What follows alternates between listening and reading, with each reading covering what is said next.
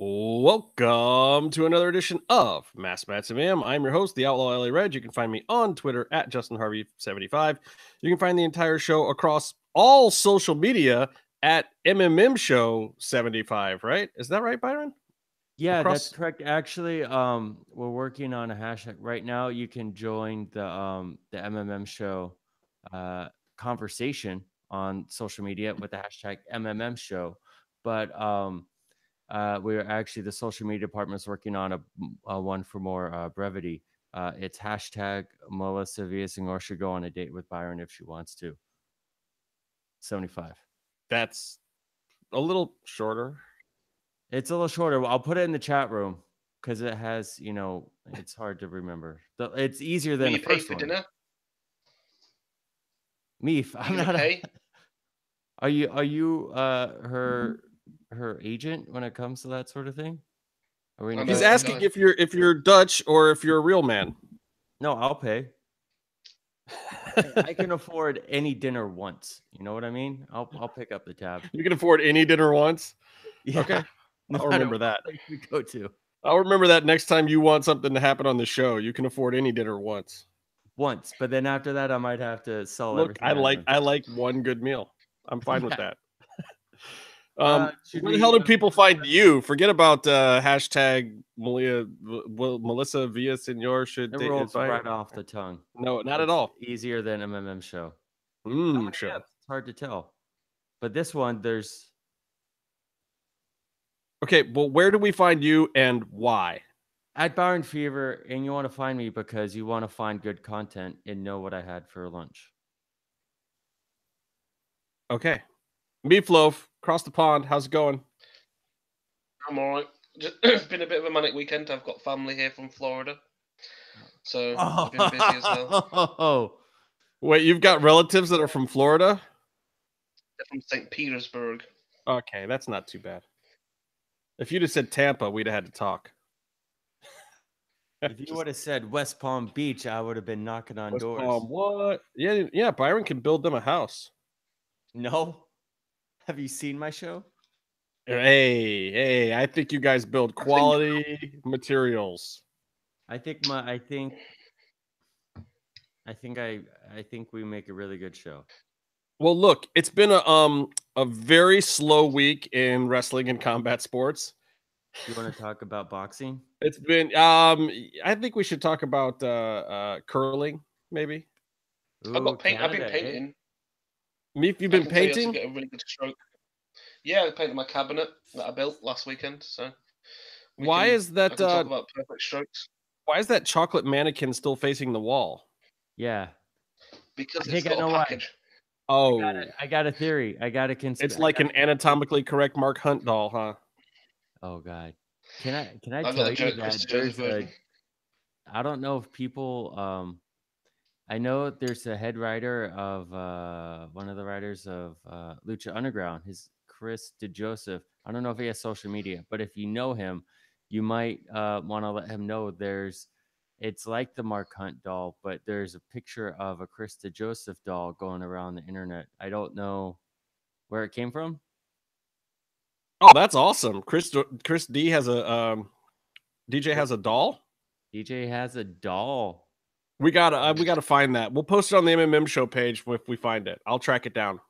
We'll post it on the MMM show page. If you know it's social media, definitely let them know about it. But is it like a Chris DeJoseph and Lucha Underground doll, or is it like a Big Dick Johnson WWE kind of doll or something? Well, Lucha doesn't have like Small Dick Johnson. Wow. That's his indie gimmick. I wouldn't know. Just saying. Listen. It's his indie gimmick. It's his indie gimmick. He takes his WWE gimmick and puts a little slant on it. Just delete letters, you'll be fine. Why do you know so much about it, Meef? Hey, by the way, thanks to Meef for his amazing Photoshop skills for doing our graphics for MMM show. Unrelated. Sweet. Totally unrelated. Well, he also did the Jim Skate shirt. I don't know if people know that, but Meef did the design on the Jim Skate shirt, which does not come out well on the what was it, the one that fabric. Casey got. Does it come out well on the fabric? It looks quality. Mine looks great. I think the way to go is black shirt. So when we re-release that, that'll be a black shirt only special. We will only release it on the material on which it works properly. Because awesome. I believe Casey's was not so grand. So my first hot take, I normally don't start with UFC, but I'm going to start with Colby Convington, even though Jim's not here. And if Jim shows up, Jim can chime in on this. Colby Convington is the best heel out there worldwide right now. This kid, and if you don't know who he is, he's a UFC fighter. He's now the interim, welterweight champion. Is that it? 170? Yeah. The interim 170 welterweight champion in absence of Tyron Woodley, who has been off doing Hollywood stuff and having elective surgeries, which is not typically something a champion does, but, you know, to each his own. I think he thought the number one contender spot needed some sussing out anyway, so he figured now was as good a time as any to get his shoulder in order or whatever he's doing. But anyway, so this kid, Colby Convington, he's talked shit on Brazilians. He's now talking shit on Jim's hometown of Philadelphia. Wait, is that why he's heated up? Oh yeah. Yeah. Jim is super duper hot at this kid because the Philadelphia Eagles said that they weren't going to come to the White House to meet Trump. And this kid was like, fuck you guys. I'm going to go show up with my new belt. He won this interim belt last night. He's like, I'm going to show up and put it on Trump's desk tomorrow, which is great. Trump's not there. Yeah, well, who cares? So does he know the God Bless America song? Yeah. What? God Save the Queen. What? God Bless America or whatever. One of those songs. It's the national anthem. Is that the one you're trying to figure out? No, the other one. Wasn't it Deutschland über alles? What? I like that one. Me for side right now. So look, here's my question for you guys. I know what my opinion is. If you are an athlete that wins a championship, should you go to the White House as a part of celebrating that national championship with the leader of the nation? No.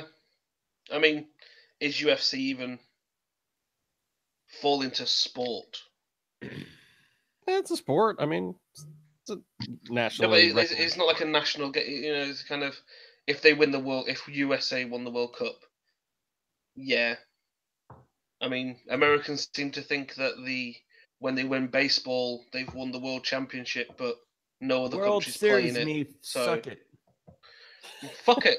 It's not the World Series, is it? Well, I mean, you're discounting Canada as a country.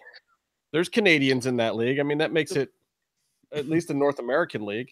The players are from all over the world, from America to Costa Rica, Puerto Rico. No, North America. Yeah, but when's the last time you played baseball? Never. We play rounders like real men.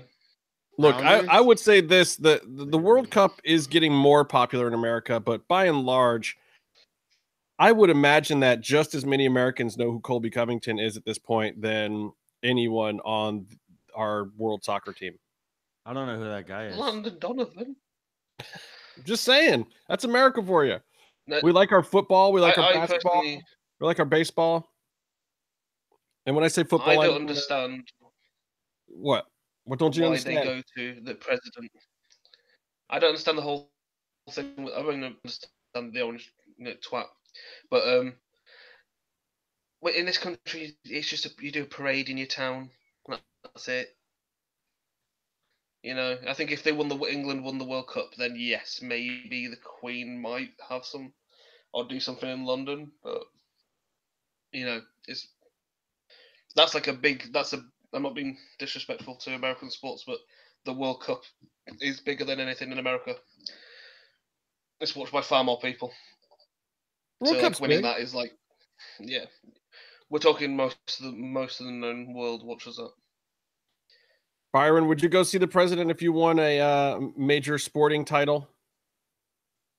I think it depends. I think I mean there's reasons that people have turned it down in the past, but I think a reason to meet him now is like, if you want to make a political statement, I think the avenue to go about that now is to go and talk to him, because that's what I'm saying. I'm with you.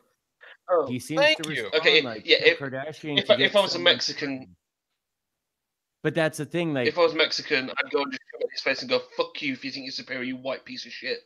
I don't even know if you give him the big fuck you. Like, look, I think Colby Covington, it's hilarious because he's saying all these things that, you know, an average, not even a crazy rhetorical Trump supporter would say, but an average Trump supporter would say. He's not saying anything crazy or outrageous by this country's standards, but he's the heel. People don't get it. It's like, guys, he's playing a thing. If you don't get that Colby Covington is completely full of shit and playing a thing, you're insane. And the fact that he wants to go see Trump, it's the biggest insult out there. It's amazing. He's going to go and show up with his UFC belt and pretend to be friends with Trump just to get more heel heat as a real fighter, not a pro wrestler, as a real fucking fighter. But yeah, but he's doing a publicity stunt. I'm tired of people doing shit like this. The world isn't about fucking TV. The world isn't about fucking TV. Kim Kardashian go fuck us. Like all these pieces of shit. Here's the thing. All these people. Yeah, even about prisons. She's a fucking moron. Her entire fash. But Trump understands her. And like she shouldn't be allowed anywhere near the fucking White House unless it's possibly to be shot. We don't typically shoot people right there at the White House. No. We have Guantanamo. All these people nowadays, like they do shit, and all these sports stars are doing things to be heel or get publicity, and it's like, just go and do your fucking job. Just do your fucking job. Do it. That is the job. That's the job. Yeah. Colby Covington getting eyeballs to the UFC. But he's bringing it's real world shit that he's fucking with. Is it? Like calling out, like it's not like calling out fucking Hulk Hogan, is it? Like no, he's calling out the Philadelphia Eagles. He's calling out the Philadelphia Eagles, which is equally not real world shit. First of all, when you Google top 10 worst sports fans, 3 categories, like at least 3 notches of the top 10 worst sports fans are Philly sports fans. They're used multiple times. This is, I mean, I love Philly, but let's be real, and let's be real about people from Philly. In fact, you can look up an amazing video by Bill Burr, who he had a few wonderful things to say about them, and they were well deserved. Jim is going to murder you. Put it on the MMMshow website. Ignore the Philly thing. Just think about it as anything in general. Let's harp on it's real world shit. When you're talking about Donald Trump, this is a guy who legitimately believes that white people are superior to other people. And when you start going and like pulling shit, like going, "Oh, I'm going to Trump support and all this shit to get eyes on you," you're putting a fucking target on your back, and it's not a good one. What I say is you go, you smile, you shake hands, you do the photo op, then you step outside and you talk to all the media and tell them all what you don't support about him or what you do support about him. And then the entire story that goes in the paper the next day is the photo of you guys shucking and jiving and holding hands. But then the story that goes with it is whatever your real statement is. My whole thing is, why don't people want to get over? It doesn't matter if it's a sports team, if it's Colby Covington or whatnot. It's like people have lost the art of getting over. And they're so goddamn surprised when someone comes along that's actually good at it. Like when CM Punk was in the WWE. Not like how he is in the UFC, which I'll talk about shortly. But like Colby Covington is doing. Colby Covington is not a smart guy. He's not that adept at speaking. He's not that great a fighter. And yet he's getting over, getting opportunities that most of these other idiots are not getting, simply because he knows how to get himself over a little bit. So many people have forgotten how to do that. You know what? I think Penta and Fenix should take those MLW tag team titles that they just got, and they should go to the White House. They should have a shake, a how do you do with Donald Trump.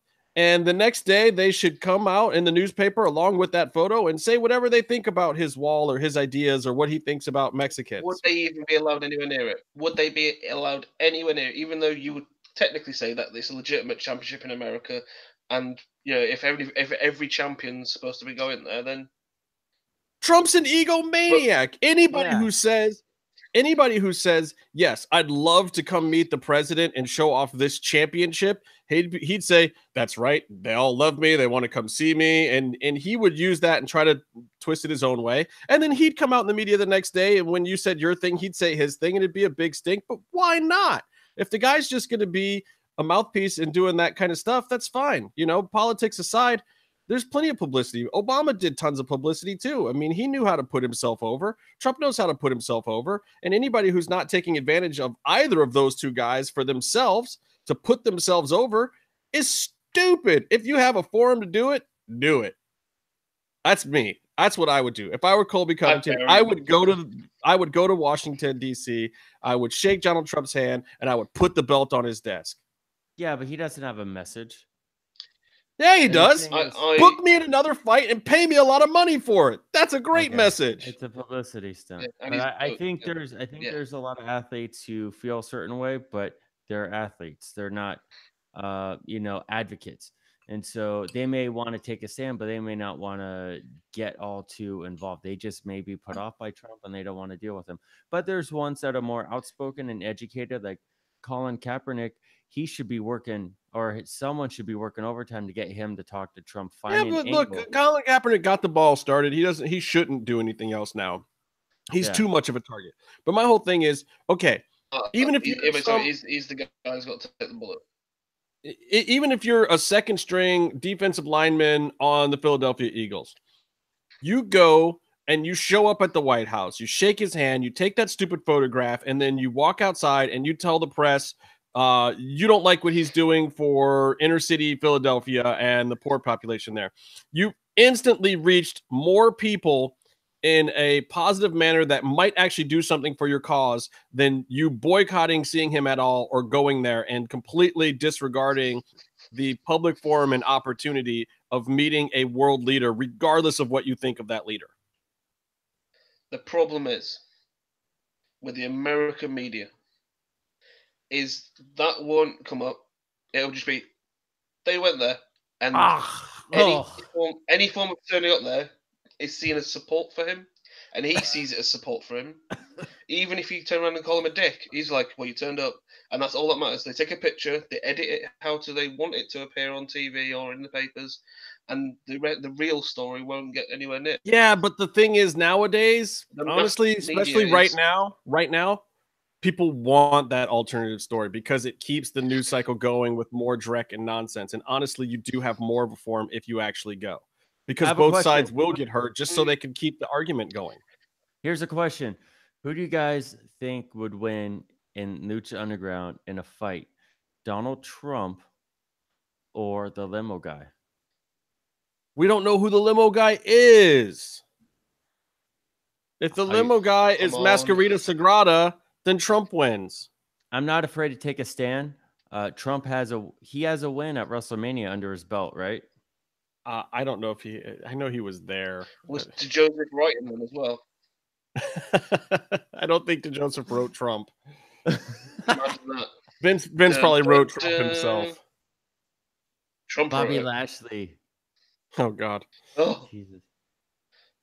Before I leave UFC, since we're harping on Philly so much, we need to get to the bottom of this and just figure out who's better, Pat's or Geno's.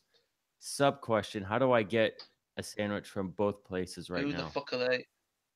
Oh, you're talking about Philly cheesesteaks? Yes. So my problem is I don't like whiz. I like provolone on my cheesesteaks. And both those places are famous for their whiz. What do you think about whizzing, Meef? Wait. They use cheese. You like it in your mouth? Yeah, like a Philly. Yeah. So these two places are supposed to be the best of the best. Yeah. And they use fake ass shit from a can. You can still get provolone or something else, but the whiz is the way that most people like to go with it. It's from the streets, Meef. You wouldn't know anything about that. I just probably need to eat some like half decent food. I mean, there's people out there that swear the best mac and cheese in the world, the best gourmet mac and cheese in the world is made with Velveeta. Ooh. Is that a real cheese? Is that a real food, Velveeta, or is it like melted plastic? I don't know. I don't eat that shit. I don't eat Miracle Whip, Velveeta, or Cheese Whiz, or Easy Cheese. Easy Cheese? How hard was it to begin with? I don't mess with that stuff. Yeah. All right, look. So one more thing I want to talk about with the UFC last night, which by the way was a really great show. As I said, Colby Convington went over on RDA. I said went over like it was a wrestling match. Yeah, it was a good fight. Colby Convington just kind of he swarmed him. He came with lots of crazy stuff from different directions and really had RDA's number. The main event was a little harder to dissect. Hector Lombard, or not Hector, he looks like Hector Lombard. Why do I want to say that? Yoel Romero, good Lord. They're both really, really big, muscular guys. Yoel Romero looked like a beast and somehow still lost the fight. He came in overweight, which was not surprising, which has happened before. But the weird thing was the Illinois Commission gave Hector Lombard a chance to cut the weight that he was over. And so they went back to the room. They take a little bit of a break because he's been cutting all day and he's not doing great. But they finally start cutting the weight again. And for some reason, the commission shows up and tells them they're done. They don't get any more time, even though they were told they had 2 hours. They made him go weigh in right then, and he was 0.2 pounds over the limit for the fight to be for the belt. But they stopped him before the amount of time that they said he had to cut. So I don't quite... So you could have cut that. Yeah, I mean, don't get me wrong. He's a piece of shit for coming in overweight again for whatever reason. I mean, he's done this before, and it's ridiculous. Dana White's talking about possibly making him go up a weight class. And it's like, it's a title fight, bro. You get your weight together. You shouldn't be doing the whole thing right at the last minute like that anyway. You know. But Robert Whittaker, the Australian, had a great fight, but broke his hand early in it. And there's not much to say about it one way or the other than it was a weird ending. And the thing I can't figure out about the UFC right now is what is a 10-8 round. So if anybody has an idea on what a 10-8 round actually looks like, show me, post me a link. Please tell me. I don't quite get it. Did we see one? 10-0 looks like. The Punk fight wasn't even 10-8, was it? Yeah. 10-0. One of the rounds in the Punk fight, I think, got scored at 10-8. I think 3. Michael Jackson, which is hilarious. Mike Truth Jackson beat CM Punk handily, and showboated through it, but didn't put CM Punk away. I mean, it was so weird to see that on a UFC pay-per-view. Like, look, I know CM Punk is a draw and he has his fans, and I was behind CM Punk trying the MMA thing. Like, look, he made a lot of money. He's worked hard his whole life. This was his dream. He's afforded the opportunity of doing that. He's trained for 4 years now, though, guys. 4 years. And I'm here to tell you, I would have had a better fight than CM Punk. Okay. He had no MMA instinct. He's not a real martial artist. It just shows that he hasn't picked up the techniques. Sure, he can throw a punch. Sure, he's got grit, he's got fortitude, and I appreciate that. But at best, he's an amateur that should be another amateur sparring partner. He just had zero place in a professional ring. Mike Jackson, his opponent, has no place really in a professional MMA fight. Yeah. He, at least, however, is a boxer, done a little bit of kickboxing. I've actually seen him live out in Dallas, I believe it was, when I was in Texas for something. And that was a long time ago. What did you think of Dana White's comments about the fight? I don't disagree. Dana White, though, was very down on Mike Jackson. Yeah. But I don't know what else Mike was going to do. I don't know that Mike could have. I don't know that Mike could have put CM Punk away. I don't know that Mike's good enough to do that. Yeah. I mean, it's like, Dana, if you want to know whose fault this is, it's yours. I think when someone's going to destroy him, if you want that.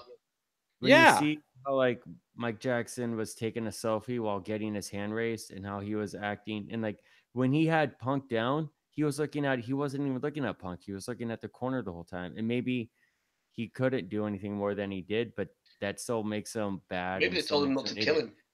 A legitimate fighter would have just boxed with Punk, knocked him out in the first round. Right. But he's not. And here's the other thing that, you know, when Punk went for the takedown, I think that caught Mike Jackson off guard too, because Mike Jackson is a crap wrestler and crap at jiu-jitsu. And being on top, he doesn't know a lot of groundwork. Mike's a stand-up fighter and not a great one at that.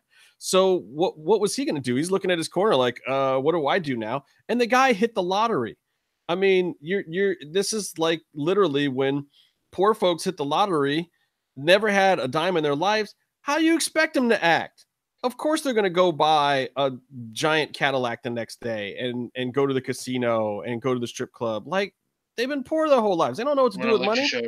What does Mike know what to do? I know what you're referring to, and that's offensive. Mike doesn't know what to do with a pay-per-view fight at UFC, being an 0-1 professional fighter that lost miserably to Mickey Gall just like CM Punk did. Neither of those two guys deserve to be there. Neither of them knew what the hell they were doing. Look, CM Punk puts asses in seats. So this is a fight of the losers. Yeah, both of these guys got beat by Gall. Yeah, but I think it's finished 15th. Yeah, but I think Dana White's point was very important to make. Like, both these guys don't belong in the UFC octagon ever again. However, one of them, but why does he do it then? And the other one just sucks.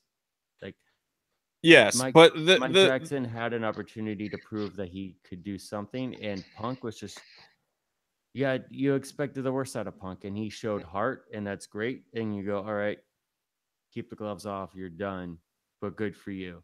The other guy, it's like you fought some dude off the street who fought like he never had a training session before and you couldn't do anything. It's just really a shame though, because CM Punk also, I think, did himself a bit of a disservice by not playing the game more. It's like, you know what? If you're going to take an ass beating anyway, go out there, talk shit, hype the crowd a little bit, let people get into MMA and get behind you for their love of the sport. You know, make a little bit more of a spectacle out of it than he did. And it's a shame, and it didn't fare well. But like, if you look at guys like Herschel Walker, did the same thing. He had 2 fights in Strikeforce, real MMA fights. They were kind of against tomato cans, but he won. He went and he did the work. He did the time. He learned some real jiu-jitsu. He learned some real MMA striking. I really, you know, and I also blame Duke Rufus's camp. I'm not thrilled with Duke Rufus's camp. I think they did a shit job with Pettis. I think they're not helping Tyron Woodley out the way that they should right now. Duke Rufus was a great trainer 10 years ago. Rose Namajunas had to leave there, and she's with Trevor Whitman now because of whatever went down with her at that camp and Pat Barry. I don't know what's going on at Rufus Sport right now, but I don't like it. I don't like the way it's manifesting itself to us out here in the public on the other end of it. Maybe there was something great there at some point in time, but it's gone. And I encourage all the fighters that are at Rufus Sport to find a new home. Go to ATA, go to Jackson Winklejohn, come out here to LA, go train with Perillo and Big Bear, whatever. But I think Rufus Sport is done. I think what they did with CM Punk is despicable. I think you give Greg Jackson 4 years with that guy and he wins that fight last night. It's that simple. I think, you know, CM Punk is only an avatar for the training at a certain point in time. He's athletic enough, though I don't know if I'd consider him a real athlete or a premier athlete at 39 years old. And his body's had a lot of wear and tear from wrestling. People don't really take into account how much stress wrestling can do on your body. And there's ways to hide it and stay in wrestling longer and older, but there's no way to hide that from another professional sport that rigorously requires specific things of your body, and that some of which CM Punk's body may never be able to accomplish. But you're on the road eating trash and then having to constantly work out to get rid of that trash, keep your body in shape. So you're constantly doing shit to your body that's going up and down, up and down, up and down. Yeah, that shit, I mean, when you get to a certain age, it's like a fucking ton of bricks. Yeah, and CM Punk just wasn't there. But again, I think that different coaching, a different environment, a different attitude and take towards the whole thing could have produced something far more credible than what CM Punk did. Anyway, humiliating. I think Dana White is correct to be embarrassed. I don't know that his venom towards Mike Jackson was warranted, but that also proves even more why Mike Jackson should have done exactly what he did. Try to garner himself a little something out of it. He's an MMA journalist as well. And he's the I think main photographer for LFA. Anyway, you know, that guy. It was his one big shot at the big time, and he'll be known for it for the rest of his life. So why not showboat a little bit, you know? And he can write a big story on it. But when he can make a big lot of money out of that. It's embarrassing to go up against a guy like CM Punk and have it go to a decision. I don't disagree with that, but it did, and I don't know that it was ever not going to, and I don't know that he did the best that he could with it, but I think he thought he was doing the best that he could with it. So what are you going to say? I think he's dumb, but yeah. Yeah, well, he's a fighter. Boxers who have been fed pure garbage, whereas these two are pretty much on the same level of garbage. Well, I mean, the whole point was they couldn't find it, and it's gone for a decision. They couldn't find anyone more garbage to feed CM Punk to than this guy. James Ellsworth. Yeah. The whole point was, Michael Ellsworth Jackson would fucking beat him. Ellsworth would beat either one of those guys. Down the car park. Yeah. Corey Graves will fight him. You can't fucking choke him out. He's got no chin. So, who all we got? Who all we got in the chat room, Byron? We got Rebecca, Paul, Angie. She said something like, "No, I knew I like Justin for a reason." Chuck B, racist fan. Racist fan is here. Paulie Cross is here. Paulie Cross. I've not upset anybody yet by being angry ever. To see you again. I agree with everything that Paul Cross says. CM Punk is an athlete, but he's an athlete. He's not a fighter. I don't know that he's an athlete. I don't know that he's an athlete. There are different types of athletes. Let's just put it that way. I could be quite a good athlete in certain sports right now. No, but leave it to... I'm not saying that that he's not athletic, but I don't think that he's an athlete. And the difference with an athlete is there's a certain level of competition, strategy, playing to win that I don't know that CM Punk was ever exposed to. I mean, there's that wrestler's mentality of being an athlete. And I believe in the UFC that there's athletes and then there's fighters, and they are a different breed too. And then there's martial artists. I think that there's 3 types of fighters you get in the UFC: athletes, fighters, and martial artists. And they are all very, very different personas, and each one of those things can be successful. Though I find that the athletes in the UFC, they have a lot of trouble staying at the top. These are the guys that once they finally get there and they've gotten the belt or they've gotten to a certain level, really fade fast because they don't have it in their heart after they've reached their goal. Like, I think Weidman was that. I think Johnny Hendricks was like that. A lot of these guys that were guaranteed, bona fide, great athletes. I even think Ryan Bader has been like that to a certain extent. Those guys are athletes. They're not fighters, though. They don't have that fighter mentality where they feel like they have to scrap and fight for everything they get in their lives. They feel like if they train hard, work hard, they get what they deserve. And then once those guys have kids or settle down a little bit and they've got the house and the house note and the car payment, they don't fight the same way. They just don't. They look at it differently. They don't want to get all beat up in their faces. They're not crazy fighters anymore. And then we have something less dangerous. But in football, soccer, we have Brazilian footballers. Now, Brazilians, as you probably guess, everybody loves Brazil playing football. When those guys get to like 24, 25, not only have they been playing in big, physical, it's quite physical, from 16 years old, maybe 15 years old in the first team, they're made. They've come to Europe. They've gone from like nothing. They've got millions of dollars. Their entire family is now set. They don't need to kill themselves. And you always see them drop off. There's only a few Brazilians who have stayed at the top level. Yeah, because they get the money and they're good. 30s in the modern era. Ronaldinho's the best. He's 26 and he just started going downhill. Well, there's a lot of fighters that are like that too. I mean, I think Rafael dos Anjos lost last night is like that.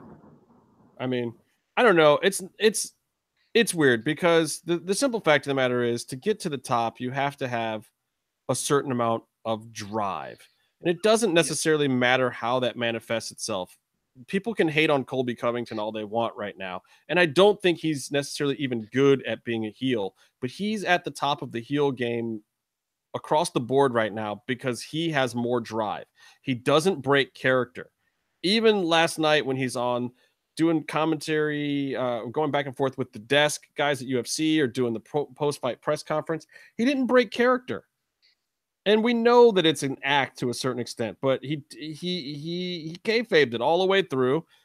And I don't think there's any reason for it other than the fact that he has a high level of determination right now as a person, as an individual.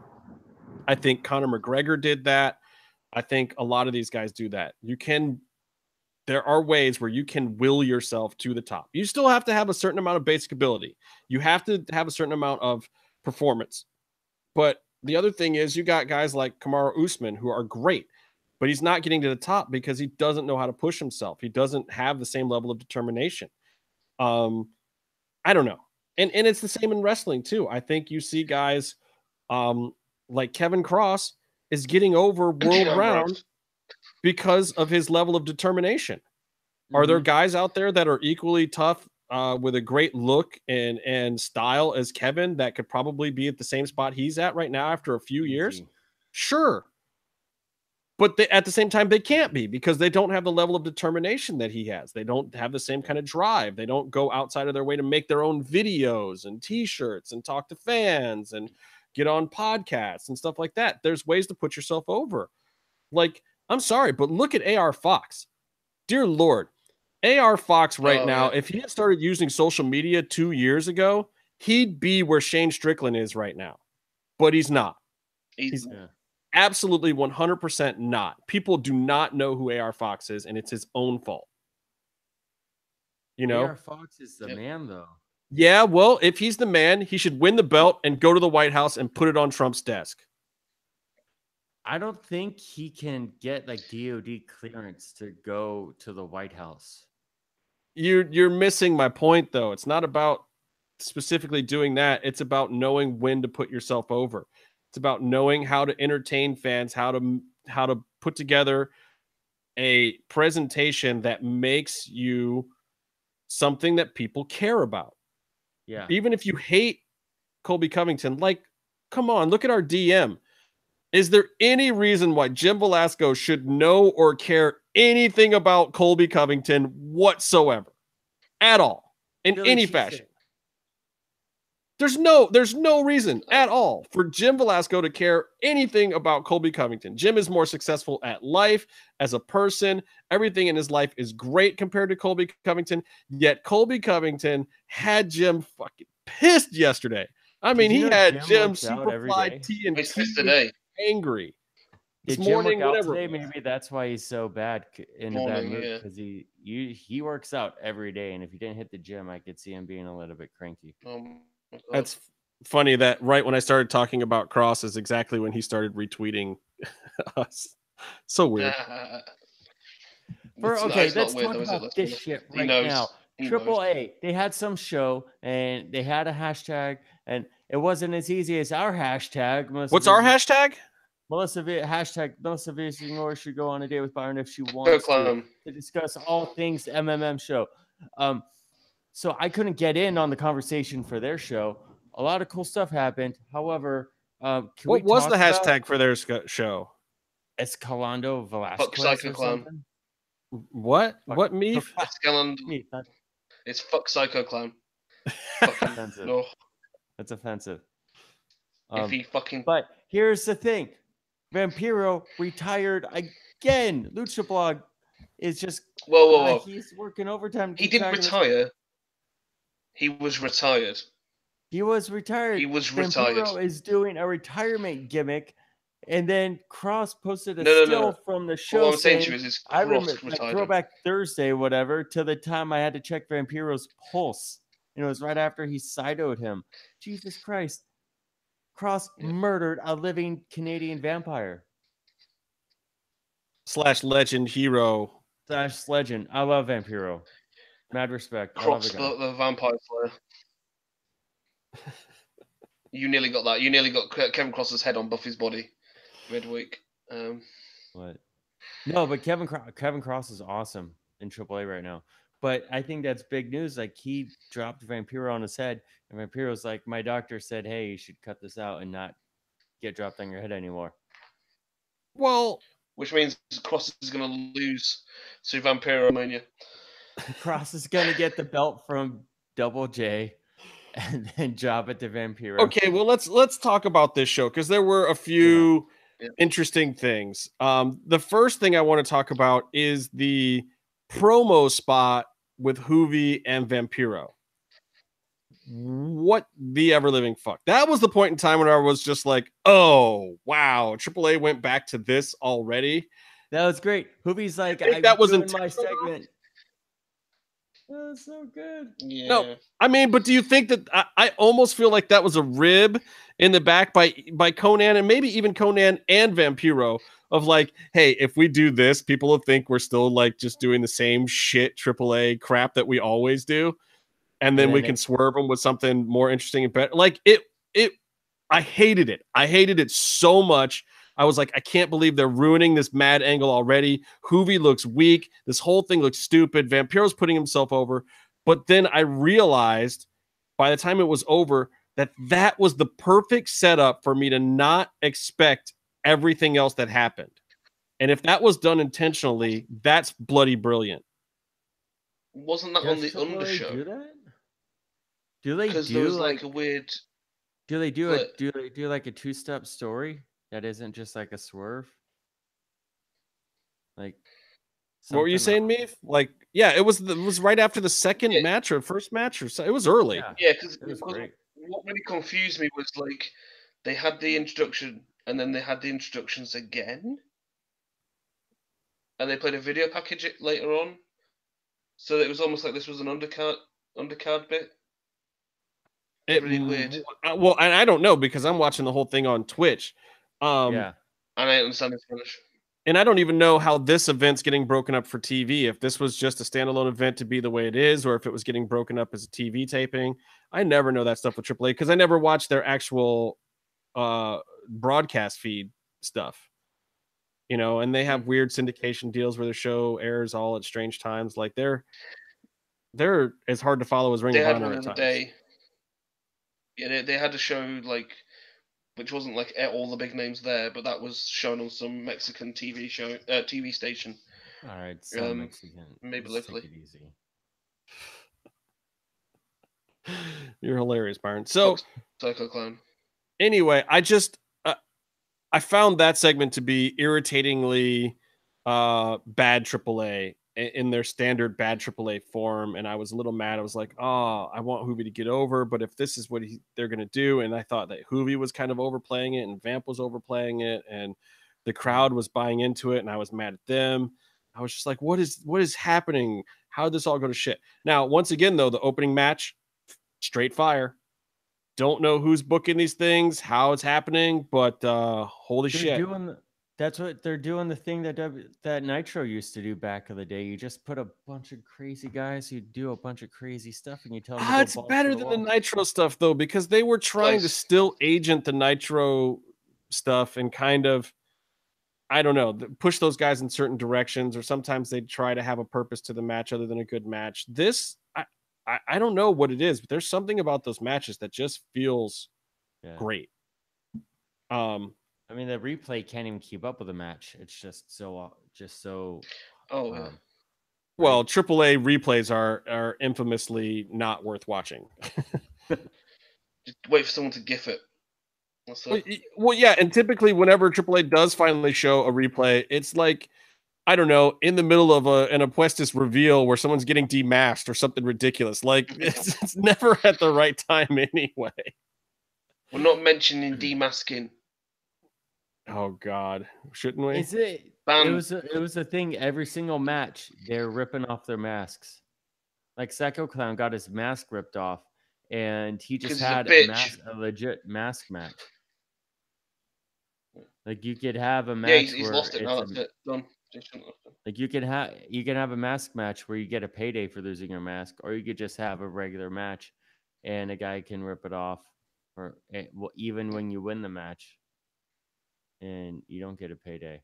Like that's the opposite of what you do as a wrestler. As a wrestler, you should find a way to maximize the money you make off of everything that you do.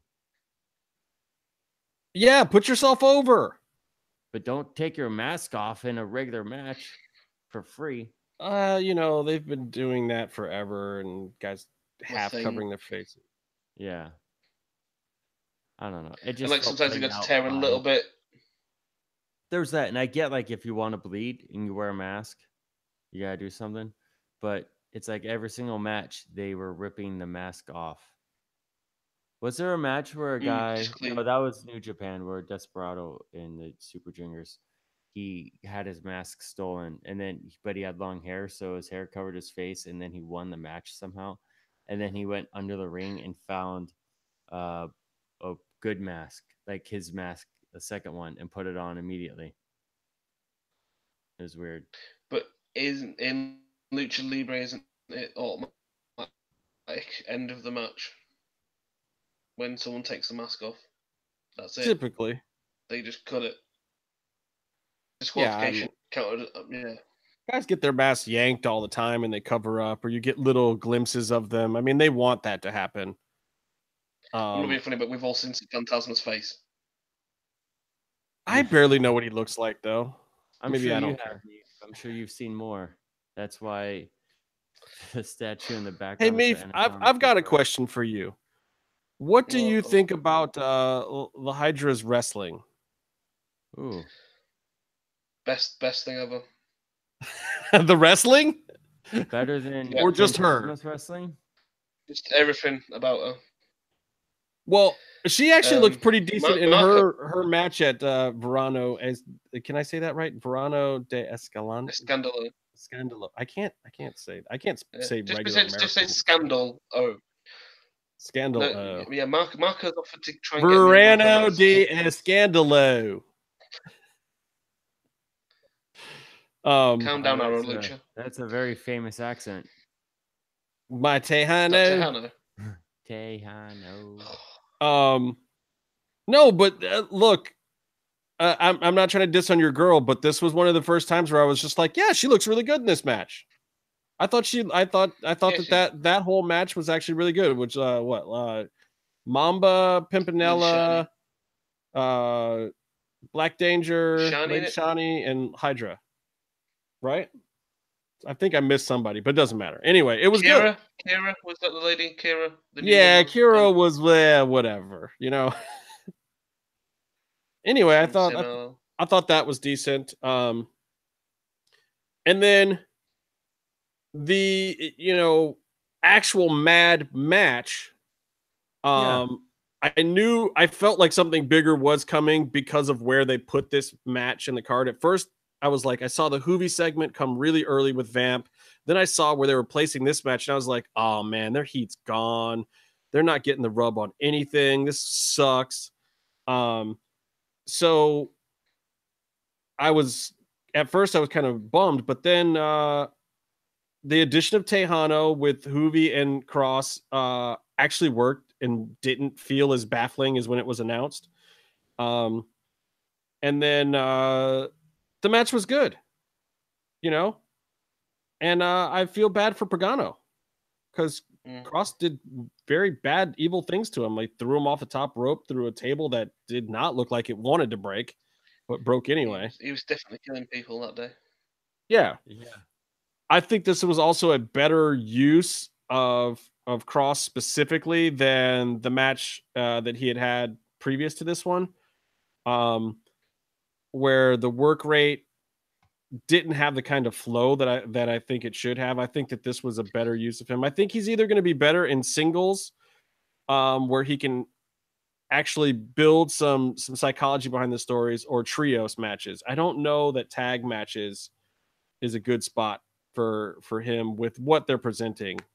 That's just my opinion, though. I thought that he looked really good here. I I mean, it was a little weird. You were wondering last time we were talking about Teddy Hart, about how it seems they're shoehorning. I think Teddy Hart's still coming around, but he just his dates were messed up. But like, why? Didn't they did mention him in one of the. Like, it was impressive that they addressed that Tejano and Cross didn't like each other, but now they're cool. And Cross shook his hand and made but to be honest with you, psychopath faces. But I still don't. I mean, roster. I don't get storylines there. Well, I think that Cross supports anything that is destabilizing the system, and I think that right now he believes that Tejano is on the side of destabilization, and if Tejano crosses back over to being a company man, I think Cross will put him back in line. Yeah. I think that's just kind of how that's going to work in general. I think that it's the enemy of my enemy. Yeah, I agree though that I do want to see. I was left wanting to see Cross on his own a lot more. I don't know though, because Hoovy looked great too with the frog splash and his elbow and the elbow. They don't tag together. Well, you can do the brawls together, but again, I don't know. I think this was a great style of work for them too, because it did leave you wanting more. It left you in a spot where you're like, hey, what's going on? And say what you want about Pagano, but the guy bumps. And I like his bumps, and he seems to get up from his bumps when they're done for the most part. So kudos to Pagano. I was so bad though, because like he's so good in terms of presentation. Everything about him is like you want to love him. What, Pagano? And then he kind of stumbles around the ring. Well, yeah, and then he'll have one of those his attitude and the music. I think everything in terms of a presentation of the person, character, is great. Well, the problem, I think one of the problems with AAA is, anytime they have something that presents itself as great, even in a portion, they end up having to overuse it. The roster just doesn't stay deep enough right now for them to do more than that, which is a shame. And I think that Pagano's actually been a victim of that. So, there's ways to avoid that. And I feel like bringing these guys in that they're bringing in right now, and spending a little bit of money, because obviously AAA is spending some money to make these things happen, probably at the behest of Conan. That well, I will say one thing. Marco pointed this out to me. I didn't know if you guys knew this, but WWE is now going to be on a free channel in Mexico. Interesting. So it's going to be on free TV. So it's kind of like here we have satellite and it's on the sports package. So let's but it's not like the same packages that you play. So I think that is a big thing why this whole thing's blew up. Yeah, I mean, they've got all the guys in Mexico have now got a fight against the WWE invading, because I mean WWE invaded here really in the early 90s. We were dying off anyway in the UK because it was ridiculously stupid. But that's what they all should be doing, and that's what it feels like the whole pro wrestling business is doing in general. They're girding up their loins, and reinforcing the lines for protection against WWE. I don't think anyone's trying to fight WWE or go toe to toe with them, but certainly AAA doesn't want to lose any ground to WWE. WWE. If everybody can share money, sorry. Well, it's just what you said about them now being on free TV in Mexico. It's they just debuted La Sombra, who everyone down there knows, and they're using them strong so far. And then there's always, Del Rio is always just one signature on a contract away from popping back in, and Ray is negotiating to do a part-time thing. Like, they could make a couple of deals and have a very strong, contingent of luchadors. I'm not counting all the great ones they have in 205, like Grand Metalik. Yeah. I mean, they already have enough in 205, but they don't use it. but they might have some. But that's mean they've got enough. They've got enough luchadors to kind of get the interest. You just need a few segments on their big shows. Yeah, right. I mean, I'm not being funny, but like WWE's going to be big in Mexico anyway. It's just big everywhere. It's big in Japan, even though you'd say Japanese wrestling's big. Yeah, but so, WWE, you know what I mean, people still going to free TV. Everybody can get that, you know. Well, all right. So let's talk a little bit more about that AAA. It's not. I don't know. You can't call it a pay-per-view. Did you see Phantasma's bare ass? It did happen. Wait, we'll get there. We'll get there because I want to talk about the. Wasn't the Darby Allin Australian Suicide match before that? Yeah, with Drago, Aerostar, Sammy G. Some guy didn't know, I think, and Aerostar went over. Okay, this match was weird, but I really liked it. It was a little sloppy. It wasn't quite the platform I wanted to see for Sammy G, but I thought that he did okay. I thought that Darby Allin had way too many spots, but did Drago get hurt? Yeah. It looked like he got pulled out in the middle of the match, and I saw somebody walking to the back, and it looked like it changed what the finish was going to be, and these guys had a little trouble communicating it and working it out, so Aerostar just kind of made it happen. He got hurt during Sammy Drago, G's rest, didn't he? When Sammy G went over the top, he went put his arms up. Yeah, he took like 2 dives from Sammy G, and he was done by the second one. Sammy G on the second one didn't really connect too much with the body. It was more like when Drago put his arms up to like get him. And if I remember correctly, it's a dislocated shoulder or like a bone in the collarbone area. So is he out for a while, or is that something that? I won't say that bit, but he got injured, and that's why they took him out the back. So yeah. Well, yeah, better to just get him out there because if he stays around, he'll try to do some of the finish and hurt himself even worse. So better to drag his ass the fuck out. Oh yeah, he knew straight away. I mean, it was like instant, like boom, straight out the back. That sucks. Well, and then we got the swerve number 1 of the masked man coming out that everyone thought was going to be Conan. Though it was a great telegraph when Cross comes out holding the guitar, because instantly there. And then the fact that, Hugo was talking about Conan made it obvious the second that they came out that it wasn't going to be Conan, but that's fine because I still didn't know who it was going to be. You knew it wasn't Conan. He was too thin. Well, exactly. But I liked the way they did the whole setup. Yeah. Basically telegraphing it a little bit. It was very old school wrestling, very much something that the youngest or oldest fan could get behind. And then the reveal is Double J, Jeff Jarrett. I was not mad at that. Do I think that Jeff Jarrett deserves it? Not necessarily, but look, AAA has to take who they have access to. Jeff Jarrett's a Hall of Famer now. It's going to bring a little bit of interest back. In his last performance, he was a complete drunken idiot. So, yeah, I mean, it is something that will get people talking about the show. And I do think that they have people that should be in the championship picture that they haven't put there yet. So I think it helps. Like whoever takes the title off of him. But this is what I want out of Jarrett too. If he's going to do something, God, let him be in a faction. Let it be a faction that's growing. So if they need to minimize him or if he has to disappear altogether, it's not going to destroy storylines.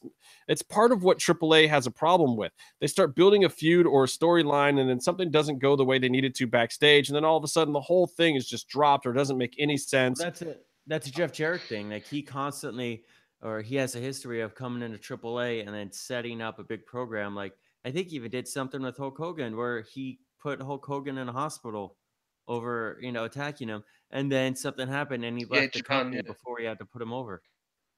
Right. But then this is perfect because he can be written in and out Easily. I mean, we're seeing that with Teddy Hart. Teddy Hart was a massive part of that debut, and we haven't seen him again since. And it hasn't really hurt the storyline. As long as you have, as long as they don't dick around Cross again, as long as you have Cross there and Hoovy anchoring it, it's fine. And you know, I didn't mind Jeff Jarrett being there.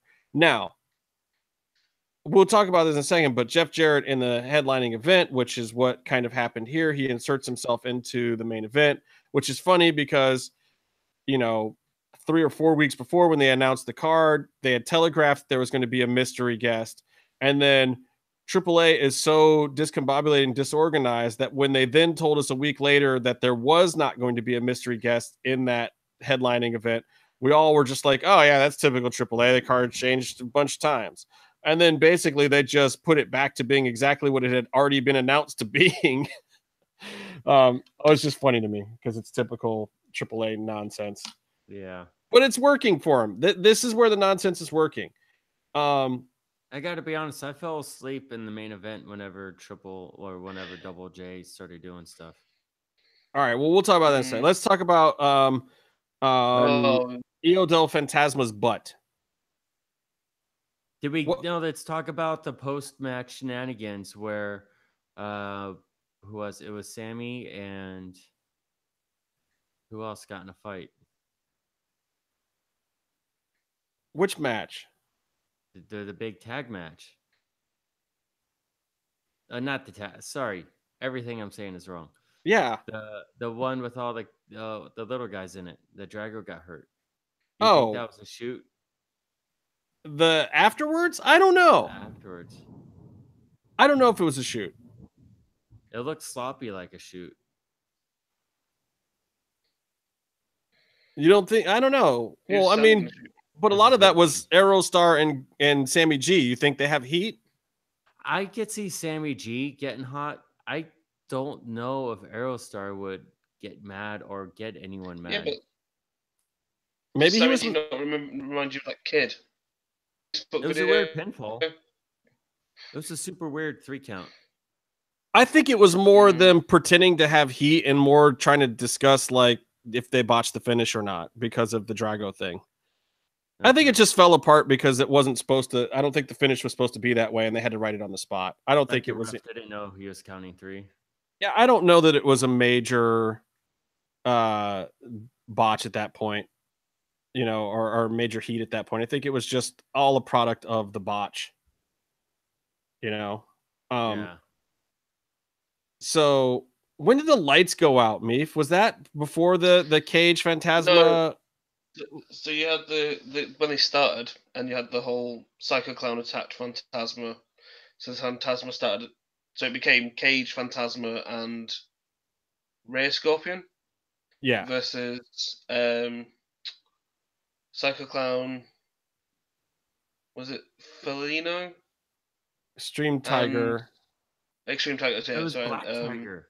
No, it was Extreme Tiger. Wasn't there a Laredo Kid? Laredo Kid, right? It's Laredo Kid, Extreme Tiger, and Psycho. 3 minutes into the match, there was a little bit of like, you know, the kicking, rolling around, and the 3-on-1 attacks, and then the lights went out, which actually made it actually looked really well because it was the right time of night. It was just at dusk, so it was still lit enough that you could see, and then they started getting some work lights on. Hold on, Justin. When did you change the YouTube title of the show? Did you change it mid-show? No. Hours ago. We were going to talk about that before the show? What is it? Yeah. Or else I would have named the show that. I wasn't going to... Oh, I thought maybe like you were getting Black Danger. Yeah, Polycross. I thought you were so into the conversation. You're like, this is a good title for the show. And went back and edited the broadcast. No, I just changed it. I put it to that a while ago. Okay. Yeah, so anyway. No, the lights went out. I mean, it was ridiculous. It was like... Yeah. It's like, this is a major show with a bunch of stars right now. We're getting towards the big part of the card. And it was just this comical weird thing, and the God bless the talent, they did great with it. They kind of went with it, and they kind of like, oh shit, is this a show must go on moment, or do we wait for the lights to come back up? And then they just went for it, and it worked. But it was crazy, it was weird.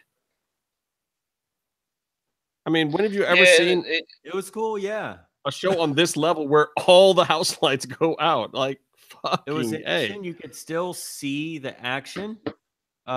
And something I'm gonna want to talk about later with Jericho. The crowd had their, don't they? It gave everything a unique look and feel and atmosphere, and it all stood out. Made it look special. And the action wasn't too negatively affected by it, was it? There was little bits that you couldn't do, but they still got the whole tag team match falling apart in. Well, I mean, the match falling apart wasn't without reason for it falling apart. I mean, I don't know. Here's the thing. I feel bad for Phantasma. Is he getting the treatment that Penta used to get in AAA? No. Yes. How does he get himself out of that? The thing is, for me, like, regardless of, joking aside, the reason I support him and put my money, like, where that is, mouth is, on that one, he has. I'm sure you put your mouth in a lot of places. He has all the attributes. Is that why the mannequin in the back is turned around? Because you can't see where it's been worn down? I can't look at it with shame. Water erosion. Yeah. Okay, no, tell us the real deal. So, and for those who don't know, Meatloaf is a very big supporter of Hijo del Fantasma, Cuerno, his various gimmicks. He's bought masks. He supports the guy. He's a legit fan of the guy, and we feel bad because the guy's not always in the best position. So go ahead, tell us what you were saying. Yeah. So, in terms of physique, he's in good shape. When he's ripped, because I think he's had a bit of a at the minute, but he talks perfect English, so you can use him as your worldwide ambassador, which they do to every time they've got a big event on. Wait, he speaks perfect English? He speaks better English than I do. Well, then shit, we should have him on MMMshow. Phantasma, get at me. What's up, dude? Let's have you on the show. We'll talk about this for real. And he's the guy they take to all these events when they're doing big publicity events. He's the guy they get on stage. He's the guy they had squaring up to Jeff Jarrett when this whole Impact thing was going down before. When it was Impact, and Jeff Jarrett came in and said, "I want to take your mask and all this crap." So and then what happened? Phantasma was the guy they put directly in the line of that. And then what happened? Well, I think for me, it all comes down to the Tejano feud. So that was all set pretty much for Triplemania this year. The big, but right. they pulled it too early for me. They pulled the go on it too early. So therefore, with all the shows they do, by the time you get to Triplemania, who wants to watch it again? Right, it's bound to fizzle. And then the match they put them in the first time round, because again, I talk to people. Him and Tejano were going to put on this really good match in the cage, and it was going to be gloriously bloody because Phantasma purposely wore all white. Yeah, for that reason, because he wanted to show up all to the ring. Yeah.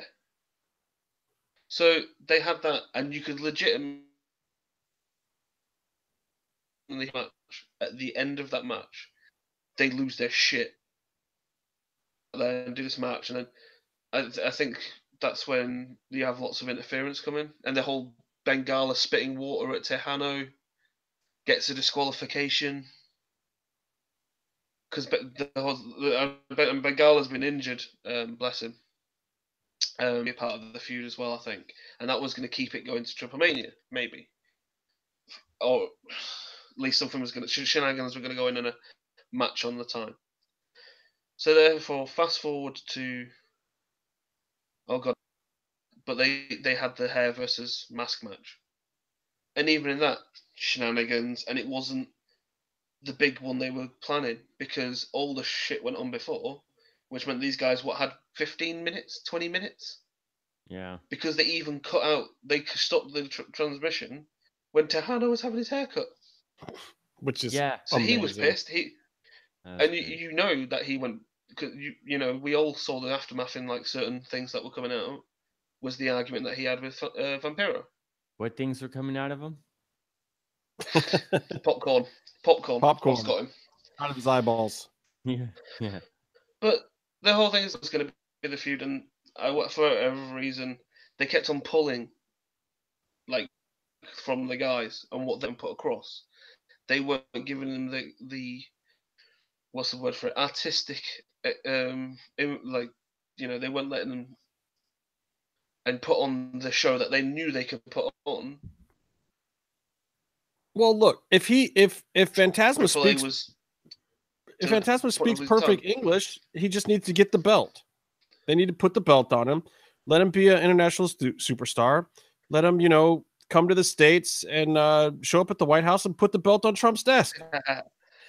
Well, the thing is though, like this is what I mean. Like in terms of if you look at a wrestler and you go, I'm gonna build my company around somebody. For me, Phantasma's a perfect example because he's bilingual. He's got the look. I mean, Jesus Christ, have you seen the girls go nuts for him? You know what I mean? That sells tickets and merchandise. Look, I believe we've even seen some of the boys go nuts for him. Yeah. Jim Velasco, massive Phantasma fan. But you know what I'm saying? Like you put him on the top of your card, you put a belt on him, and he can do everything for you. He's a great ambassador in terms of as a human being. He's he says all the right things publicly, and he acts the way publicly. He's got all the fan base, like you know. Yeah. Look, I think the moral of the story is he's got to come on MMMshow. We'll give him the rub. You've seen what happens. You've seen what happens to talent when they come on this show and then they get the rub. And some people you haven't even seen the rub that they're going to get yet, but you'll see it. And it's not bad for your career if you come on MMMshow. It's just that simple. We get to hang out. We like to have a good time with our friends. Look at what's going on with Cross right now. He was one of our very first guests, and he's clearly over right now. You know, there's a few of them. Famous B, I think he's gotten over. I mean, I expected huge things out of Paul London now that he's been on the show. Yeah, he might finally go somewhere after he talked to us. You know, that Eric Van Wagenen guy, like he did our show, and then clearly he made something out of himself after that. He got a whole nother show after he talked to us. Yeah, I mean, look, we got that guy to be able to jump from just a wrestling show on El Rey over to a big time fighting show now with the Contender. I mean, we have upwards of 8 people watching us live right now on a look. Sunday. Chris Roach did our show, and he was just second fiddle to Krista Joseph, and then all of a sudden he's got like 3 versions of Big Brother on the air and a major motion picture that he wrote. I mean, baby. I think it's clear. You know. Plus, if you need to get married or hooked up, like Carmen Perez came on this show, and the next thing you know, we're getting her married off. She lives in another country now. She's getting to travel the world. Like we just I'm on the show. I don't get that kind of rub. Who didn't we help though? That's the question. Who didn't we help? Byron. Who? Yeah.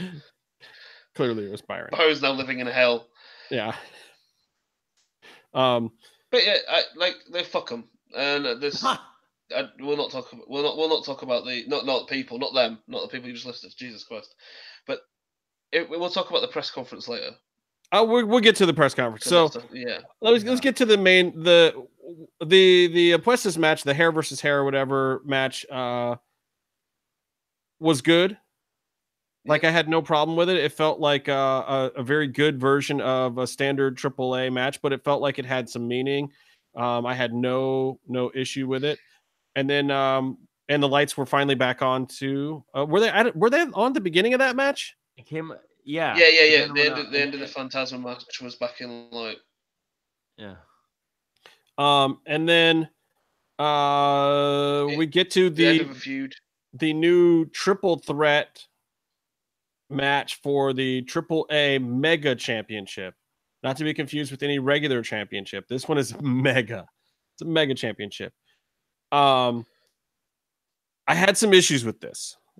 The end I was fine with, but I don't understand quite what all the stalling was at the beginning. Like a little bit of stalling, I get the build up, but the way that they were trying to tell the story, it felt like these three just didn't sit down in the back long enough and work out something good for the beginning, or whoever was agenting this thing didn't push them enough. But I feel like there was a really missed opportunity to have Ray and Wagner show out a little bit at the beginning of this match. Like, show us why they're two of the best ever, regardless of where the angle's going or the Jeff Jarrett thing. It's like, you guys are back in your home. This is the moment. Like, show us a little something.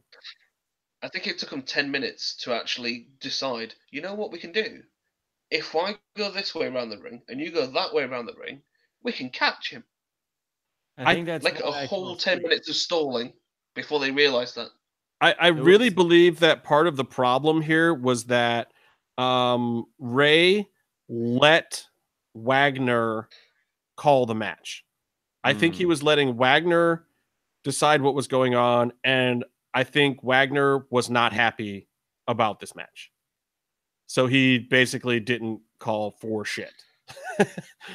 I feel like that was what was going on. And then once Jarrett got out there and I think Jarrett saw what was happening, I think Jarrett sadly took over and started trying to make anything happen to get to them to their finish. But I sadly feel like for some reason, and you know how AAA is, man, something in the back happens, rubs one guy the wrong way. They don't really lay out the matches as in depth as like a WWE or even a TNA or someplace else. You know, they leave it to the boys to lay out the matches. And a lot of times in Lucha Libre, that happens on the spot. You know, you get two guys like Aerostar and Drago doing it. They're going to lay out some fire almost every time. You get guys that have been around for a long time, like Ray and Wagner and Jarrett. Maybe they lay out zero for you. Like this run around the ring patty cake bullshit. What the fuck was that? Wagner quit after the show. Exactly. Wagner's gone. He's gone CMLL, which is hilarious because, you know, he's just gone next door for a cup of tea, basically. Well, there seems to be quite a bit of that. Well, Dorian will be around mowing his lawn for him later. So, you know. Which I think is a big loss for AAA. I mean, I liked having him as part of these programs, but, you know, a guy like Wagner might be looking at it differently. As, you know, they're bringing all these other guys in right now, and Conan's there, and Conan's giving all these other dudes the rub. I don't think it would have taken much for Wagner to keep his spot and have a good spot, but I do think it would have required him to suck it up for a couple of events. And then, you know, prove his worth as the opposition to all this other craziness that's going on, you know? If someone tells you you're dropping the belt to Jeff Jarrett, I get it. I get it, but, you know, yes, being the Diamond Dallas Page of AAA is not necessarily what he desires, but you always still need that one Diamond Dallas Page guy that's on the outside, that's above all the other storylines, that's, you know, just doesn't bow down to all the other storylines. I think Ray could have, or Wagner could have easily been that guy. I'm going to have to take a moment here because I know, and I'm looking directly into the camera, that Conan or Klein Rock or whoever listens to this, do not have Jeff Jarrett lay down in the fucking ring with a finger prod of death. It's finger poke of doom, you motherfucker. It's bullshit. That's what it is. And do not let it fucking happen. Jarrett was a part of that. He was the Bash of the Beach with Hogan. Look, if the finger poke of doom comes from Cross and the belt goes on Cross or Hoovy, I'd be fine with that.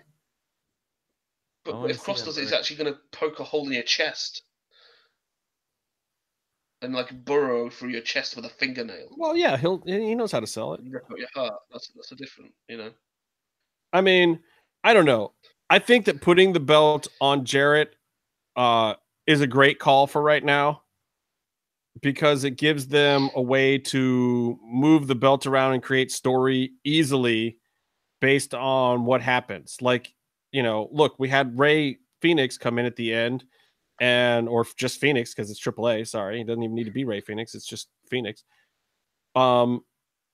It's a more logical way to put the belt on that guy, or if Penta wants the belt when he shows up, or LA Park, or if they want to move the belt around, elevate somebody from the mid card. Jarrett's a great way to do it. We know that Jarrett is just there to put somebody else over for that belt. And even if they have to chase him for a little while, like, look, if Fenix has to chase down Jarrett and get through Cross and Hoovy to get to him, that's a great story. That just works. Even if it's Jeff Jarrett that's holding the belt. What you don't want right now is a super credible hot champion. You need somebody that is a bit of a pushover, that we know will lose the actual match if it ever comes to the actual match. It's a bit old school wrestling storytelling, but I think it works in this case. And it works. Yeah, Jarrett can play more the weasel part. He's got the protection of Cross and Hoovy, who just want to destabilize things. I think it works great. And I liked the Conan swerve with coming out in the La Parka as La Parka ref or whatever. The Tarantes part of it. It's just too much. It wasn't too much of the heel ref. Couldn't like, why have two swerves? Why have two heel ref swerves? Like, just let Tarantes should just bump out. Like, I never wanted to see Marty Elias more in my life than at that moment. God, how much more over would that finish have been with a Marty Elias ref bump and then Conan doing the Parka, the Parka ref gimmick. I'm so confused. There's too many LA Parks in AAA now. Yeah. We can kill when it's fine. But so the ending, I like the ending. You got a lot of mass chaos. The simple fact of the matter is, look, we've talked about this event for 40 minutes now or whatever. It was exciting enough to talk about. Things really happened. Things are really happening in AAA. It's exciting. There's a lot of backstage drama. There's a lot of in front of the stage drama. There's a lot of new talent coming in. I hope they make good use of guys like Sammy G, of Fenix, now that he's back in. So let's talk about the press conference, Meef. What do you want to say about the press conference? I didn't watch the press conference. What happened? Well, Psycho Clown is the Roman Reigns of Mexican wrestling. He's sucking a lot of dick and taking a lot of dick. He likes dick in all his holes. And it's the most blatant push for anybody who's a mediocre performer to ever have. And then, you've got... Do you bring in LA Park and he's going to take a big payday and lose his mask? Considering his relationship with AAA and Dorian, actual press conference, he said the guy spent too much time sucking Dorian's dick, which was quite amazing for a press conference. And then you've got Penta, and on paper, when you look at it, Penta's not losing his mask, is he? Coming back for this, fine. Pentagon has a mask match versus Sami Callihan too. Yeah, he's just not going to lose his mask. No. And to be honest with you, there's not that much money in him losing his mask yet. Penta? The idea. I don't know that there's ever money in Penta losing his mask. He sells too many. No, I think it just... He's one of those guys I could see staying under the hood forever. Phoenix, however, I think should lose his mask. But that's a whole other story. He could. I think those guys have cool masks, and they get to, if they modify their mask just slightly, they get to have their indie gimmick, their AAA gimmick, and also they sell them and they make a ton of money. But no, but just in case of actually, in terms of the the idea of losing your mask is so big that Pentagon is what the however many incarnation of Pentagons there's been, and he's come back from the how should we say, into AAA, and there's not too much I would say in terms of him losing his mask at this point in his career. He's too big anyway, but in terms of he's not Psycho Clown. Psycho Clown loses his mask. They've built him so much that that's a big deal. Pentagon's been out of Mexican wrestling for like nearly 2 years.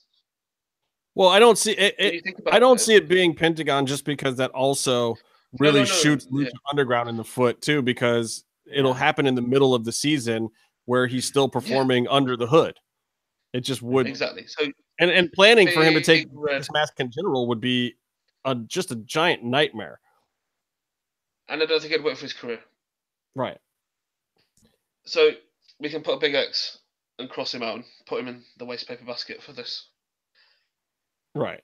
Psycho Clown is the biggest bitch in the office. So hey, tell us how you really feel. They're not going to let him lose his mask, are they? Let's be honest. I mean, I think it would be foolish financially. The problem is, and this was very well pointed out by somebody, his entire family have lost mask matches, or have been, they're not mask wrestlers. So his family history, if we're going to go for the whole Lucha Libre, is very, steeped in its history and likes to keep traditions and honor. It does remotely make sense for him to finally lose his mask in a big one against somebody like La Parka. You know what I mean? Or like LA Park, sorry. I'm going to say La Parka because he is La Parka. Original La Parka. The real La Parka. So that's a notch that could possibly mean for Psycho. And again, LA Park. It's a big final payday, if you know what I mean. So he could come back. He's in his mid-50s. Good. That's a really good question. And he's got his son now, hasn't he? His son's kind of. His son is finally credible. Yeah, and his son could take the whole revenge route that they were trying to, obviously do with Wagner. And that everybody thought that was going to be the big thing for this year, but that's not worked out for whatever reason. And then we get to Phantasma. So, as much as I believe, in terms of as a fan of his and his ability, he shouldn't lose. In terms of the luck that he's got, he shouldn't lose. His dad never lost his mask, so therefore Phantasma losing the mask is technically like one of the most disrespectful things that could happen, and wouldn't be quite bad. But in terms of a career move, he's a pretty guy. He's got another mask. He can be King Cuerno. And if he's going to go to a certain place where we know he wants to go, has there been negotiations where, and this is me speculation, purely speculation, that we all know about contracts and all these things that have happened. Who says he doesn't die off in season 3? Season 4 now. Sorry, 4. Season 4 of Lucha Underground. He doesn't die off in the end of this. Ties up perfectly with him finishing up with this AAA thing for a couple of months, like Almas did, and then we see him turn up somewhere else in Florida. I mean, that would be the best look for him possible. I don't think it's lose for Phantasma. I personally don't want to see him lose the mask because I know how much the mask means. But in terms of for a career, it would not be a killer like it would be for a Penta. And if it was La Park, it's the kind of admitting that it's the end of the road for that career. It's gone on too long. But isn't it? I mean, he is in his 50s. Well, to a degree, I know there's other guys who are obviously wrestling and they're made way into like early 60s. I know, but isn't it the time for LA Park to lose the mask, to get his victory tour without the mask, let people see who he really is, and kind of I mean, and he doesn't even have to stop or go off into the sunset. I don't know, like, it doesn't ruin the gimmick, or because he's so old, you don't think that would be too did it ruin the gimmick to have a whole second version of him out there who is also 50 years old and not half the wrestler he is? I'm shit at wrestling. Yeah. I mean, and they're in the same company now. And they're in the same company now, with Conan being an imposter of one of them as well. There was, there's three LA Parks going on, or La Parkas in the course of 24 hours. You got Negra Parker as well, haven't you? Yeah. Parker. Yeah, so you got 4. I mean, to me, that alone, okay, I'll be surprised if it's this year for LA Park. I feel like next year, after his kid is more established, would be the time. But if the offer was there and things timed out correctly and AAA is the one willing to pay, I mean, the real question is, who's AAA going to pay to do this thing? Hey, what was up with the Villanos when they retired? Wasn't that like a year ago? Did they lose their mask? You need to ask Casey these questions. Where's Casey? Yeah, I mean, the general idea is it's passed on, isn't it? Well, the legacy is passed on, but I mean, it just depends. I mean, look at what Wagner's doing right now. Yeah. So, and then that's the other component to this. In the midst of all this, these guys come in. LA Park comes back. Fenix comes back at the Verano De Escandalo. Then Penta comes back and LA Park the next day or 2 days later, whatever it was. It's crazy. It's crazy. And we haven't even talked about the fact that Fenix went to CMLL in the same week. Yeah. And won the MLW Tag Team Championship in the same week with Penta. A week later. And in the same week, Penta dropped his Impact title. What the ever-living fuck is going on? And then Penta also fought Dragon Lee, right? Was that the... No, he bumped into him. Did he I don't think he actually fought him. Oh. Did he actually bumped into him backstage and they said it's setting up the rivalry? Oh, okay. It was definitely there. I think that's something. Yeah. But the thing is the Fenix is the best wrestler, possibly, that's around for me personally on the indies. Yeah, so the real question is, how do you get Fenix more over than he is right now? I mean, he's obviously trying to do it himself to a certain extent, and just putting himself out there. But here's my issue with the Penta Fenix thing right now. Obviously, Penta got hot-shotted.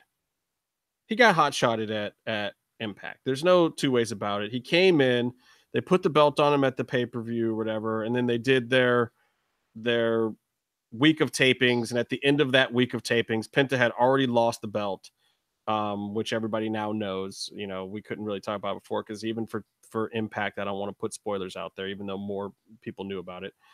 So literally, he held their belt for 3 days, which amounted to, what, 5 episodes of TV? That's pretty good. Dropped it back to Austin Aries. No, it's a decent run, but it's a hot shot run. Yeah. I mean, they bring the guy in, they throw the belt on, they take it right off of him. They get a lot more new people watching Impact. They did. And this is the thing I like. I like the spirit of exchange here. I like the fact that I came this close to watching CMLL this week. Still didn't do it because I just didn't have the time, but I came really close because Fenix was there. I've been watching TNA now for a few reasons, more than just Penta and Fenix and Drago and Aerostar and Cuerno. But I like being able to see those guys there, and Taya too. But I also do, and God bless the people that are more Impact fans than other stuff. But I'm here to tell you, when you see the presentations of those same guys on Lucha Underground starting again this week compared to the presentation of them at Impact, If it doesn't blow your mind, I just don't understand you as a wrestling fan. It is clearly a better presentation for whatever you think about Lucha Underground or not. Of those characters, and I'm not saying that there aren't things that Impact does very, very right. There are some very good things going on in Impact, but the presentation of those characters that you're seeing in TNA compared to the presentation of those same characters in Lucha Underground is a far better presentation of them. It just is. And my problem with the Fenix being all over the place is, okay, great. He's getting the saturation. He's proving that there's a demand for him. Anybody who doesn't want to watch a Fenix match is just fucking out of their mind. The guy is amazing. The double bounces off the ropes and stuff that he does, just the crazy moves, the move set, watching him perform is great. But watching him perform is not everything. One of these promotions has to get the character over in some fashion, and that is what we are clearly missing at this point. The character of Fenix or Ray Fenix or whatever is not over anywhere. And honestly, MLW with the Selena De La Renta thing, they are probably one of the better outside presentations of both of these guys right now and getting them over. That she created this stable where she says, I'm bringing in the best fighters around and bringing you, Latino stars that you're not going to get otherwise, because they have a manager there. She's talking them up. She's giving them the right presentation. Penta coming in and just cutting his hot promos for Impact didn't work to me. And the crowd didn't respond to it the same way because the crowd wasn't 50% Latino like the Lucha Underground crowd is. The Lucha Underground crowd is also dead. Yeah, the Impact I'm sure Zone. I'm sure there's some. It's held in a morgue. Right, but the things that work about Impact are crowd be damned. You have a hot backstage segment, you put it in the ring, and then you the segments that work in TNA are the ones that go from backstage to the ring seamlessly.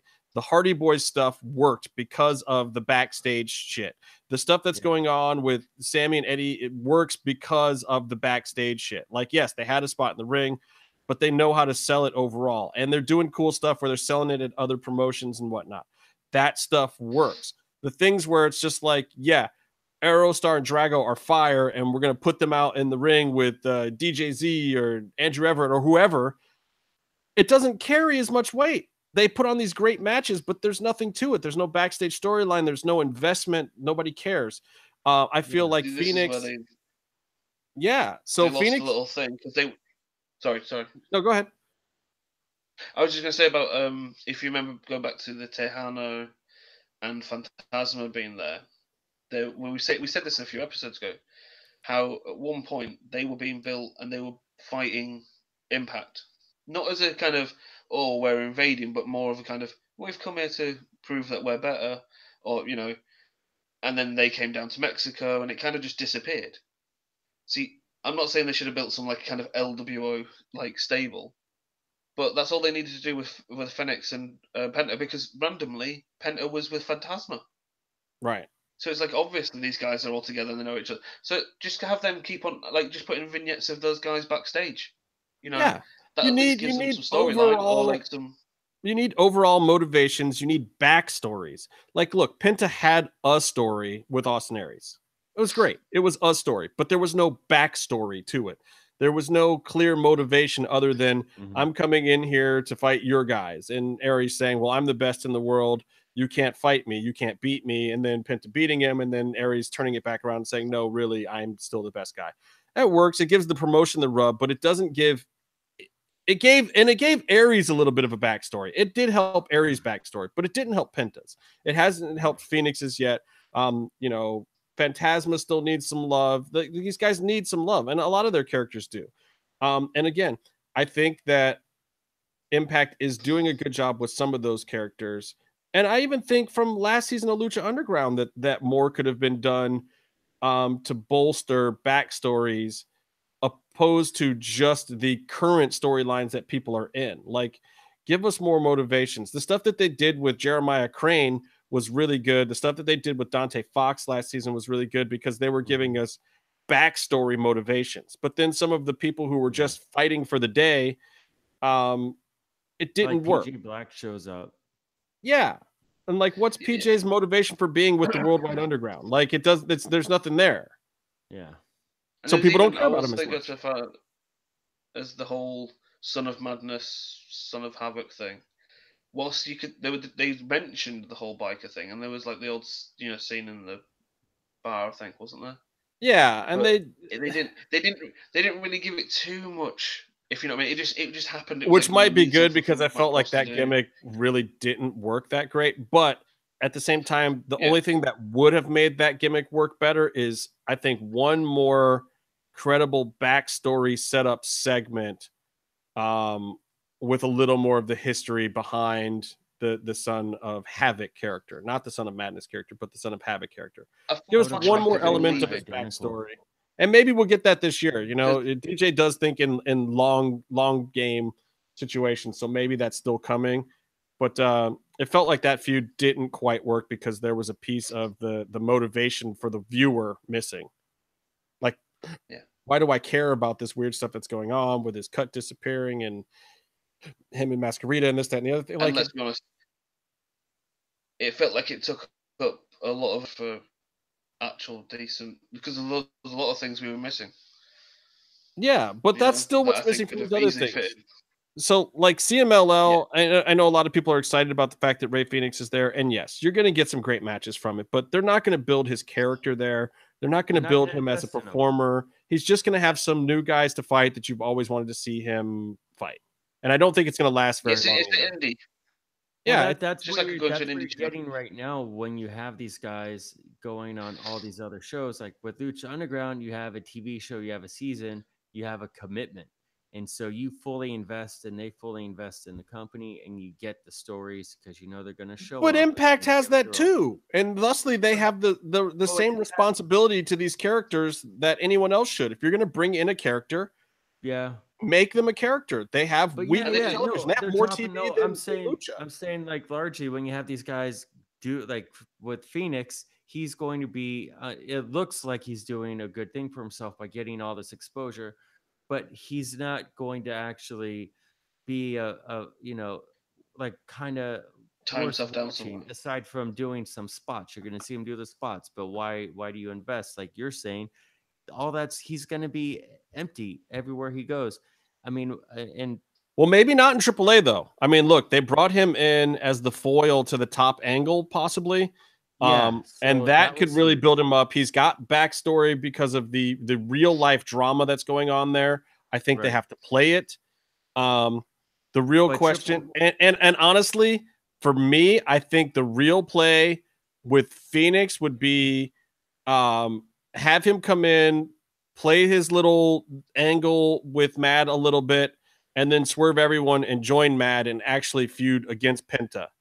As Penta being part of the establishment, that Penta came back and he had the wool pulled over his eyes and that he's fallen for the same old AAA crap and that Fenix is sick of it. He thinks his brother's an idiot and that he joins Mad and takes on Penta. I think that's where the big money is, and let these guys, instead of their stupid random indie show blow-off feuds where they wrestle each other, have them do it on the stage that created them and have it really actually matter.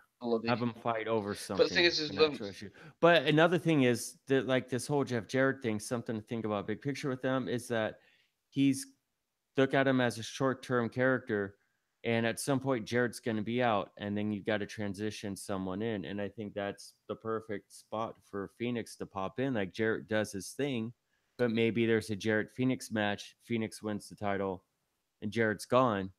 And then Fenix, and I think it's important to bring in more luchadors instead of, those to match. The thing is that Fenix, obviously, as we all know, him and Conan are quite close. So that stare down was not only just like the kind of like, I'm putting a stop to this bullshit, but it's almost like kind of like two friends who were opposite sides of an argument. I thought for a second that so that's the story you can play out. So is that? Well, yeah, we don't know. We don't know. Maybe they are gonna hug. Maybe you know they left it time to build, Byron. They just left it as, and guess what? On top of all this other craziness that we've put out here, we're throwing Fenix into the mix too, and you don't know what's gonna happen.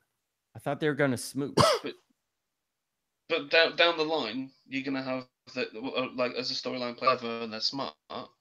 They use the whole thing of Fenix is a Conan guy. Yes, clearly. You know? But he's also doing the right thing by being a good guy. So he's struggling with the fact that, is Conan doing a bad thing or is Conan doing the good thing in reality? Right. Because sometimes bad guys are doing good things. And I think he has to struggle with that, and I think he ultimately has to side with Conan and then face off against his brother and let Penta stay the babyface, let Fenix get over on being, you know, a renegade heel, let him be the Stone Cold for a while, and let Penta just be a straight up babyface. Yeah. And I think it could work. The weird thing to me about what's going on is how Lucha Underground fits into this, because you know, being one of the few people that saw all of what's going to be happening in the ring, I have no idea about the backstage stuff. But judging from storylines that I've seen in Lucha Underground, we've reached a point now where Lucha Underground is really a standalone world. Like nothing that happens to these performers, especially because of the timelines of how they're having to film and the time off, nothing that happens to these characters in Lucha Underground has any bearing on their presentations, even outside of Lucha Underground anymore. So if anyone's expecting that, don't. The one promotion that is out there that is not going to have crossover storyline wise is Lucha Underground. Like, you know, it's kind of wild. Cage is Cage in Lucha Underground. He's Brian Cage in Impact, and those two people are not the same. No. You know, Phoenix is Ray Phoenix in one place, and like these things just don't intersect anymore at all. So, you know I wanted to talk a little bit about Lucha Underground and the premiere, which is coming up this Wednesday, which I'm super excited for. I think people are going to be very surprised about what happens in the very first episode. Yeah. And I have no idea about the backstage stuff. I know they're running a trailer right now that has Agent Winter back in it, trying to get Godfrey for the show, by the way, see if he'll come in. My college roommate Chad Zumach is a comedian that is actually touring with Godfrey right now. So hopefully maybe we can get both of them on there, because honestly, my roommate Chad is one of the main reasons why I'm a huge wrestling fan right now. He got me really into wrestling in the early mid 90s. That's right. But you know, so you saw, I don't know if you've seen the second preview for this week's episode, but it's got some Agent Winter stuff in it. They're talking Gauntlet a little bit. I don't know what's happening backstage, but there's a lot to set up. Last we saw, Dario was not in very good shape. He was trying to make some desperation phone calls. We don't know how that's going to play out. Very excited to see what they're going to do with that, because I think that's something that they have to explain right off the bat, right? Right. I mean, absolutely. I think there's a lot. I mean, they did a very good job of putting a bunch of stuff out there and making you interested and leaving you hanging. You know, the old cliffhangers. I think though. But what do you think they have to address in the very first episode? Like, where do you start if you're Lucha Underground? What do you address first? It's only an hour-long show. Yeah. Well, for me, Lucha Underground, I think, has to immediately address that you got to watch Lucha Underground and you got to watch it for the characters that you're seeing on every other show right now. But this is the place where you really see them. And it's not directly answering your question, but I do think that it's kind of like we're at the pinnacle of where Lucha Underground is sort of an afterthought with like, oh, you like Pentagon Jr. or you like Penta, Cero Miedo? Well, you go watch them on 3 other shows, you know, and like Lucha Underground needs to come out strong. And I think they will. As far as like, it's Dario. Dario's number one. Among all else, that is the number one thing you have to address, right? And then I think other people, even though because of hiatuses and weird time breaks and tapings and whatnot, you know, I think people have been really curious to see what the Pentagon title run is going to look like. I think that's a very big deal still, even though it may have waned in people's minds. You know, keep in mind, Penta with the belt in Lucha Underground is something that people clamored for a long time. It finally happened, and we're going into this season with him holding the belt. And one of my biggest issues with the season trailer was that I felt like it didn't promote that enough. I felt like it didn't give enough weight to that in the big long trailer of the fact that we have the Pentagon champion that everyone wanted. Like when you're a promotion, and this is intentionally a slight to my buddies, our friends over at Lucha Underground. I think this is where they dropped the ball. I think, I don't know. They have this weird thing about Pentagon of not wanting to push it too far, not wanting to rush it, not wanting to give fans too much of what they wanted because it might hurt them in the end. But they did it. They finally did put it on him. Why did they not milk it more between seasons or even in this trailer or this promo? They finally did what everybody wanted. And then you made people feel like now that that's not what they wanted. It's like an afterthought. It's a second thought, isn't it? It's been promoted that way. Yeah. Because like even to me, and I'm a massive Pentagon mark, I'm like, oh, he's champion. Yeah, like no one's talking, like even to the point where he had his Impact run and people were forgetting that he's the current Lucha Underground champion storyline wise. That's it. Yeah. It's him.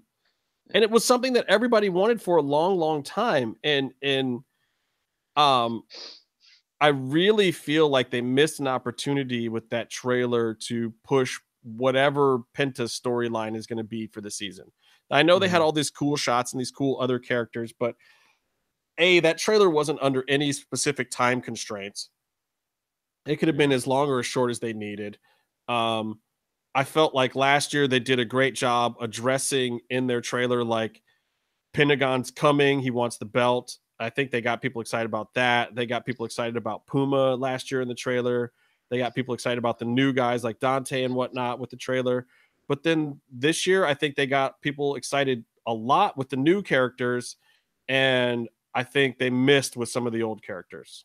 I think, they didn't get me as excited for guys like Cuerno or Penta or Fenix or the guys who have been around that maybe they should have. Even Matanza, I get his whole in the basement thing, but I felt like, I don't know, without giving more exposition, I guess it's hard to explain those more deep motivations that I'm sure Penta has. Like the question for Pentagon for season 4 is, okay, you've been driven by this will to get the belt. You've had these feuds with Vampiro and him being your master, or who's controlling you or who's not controlling you. But now you've finally done it. Now you're finally the champ. You cashed in. You got Puma out of there. Mundo was taken care of. Like the whole thing is dealt with, and you're the champ.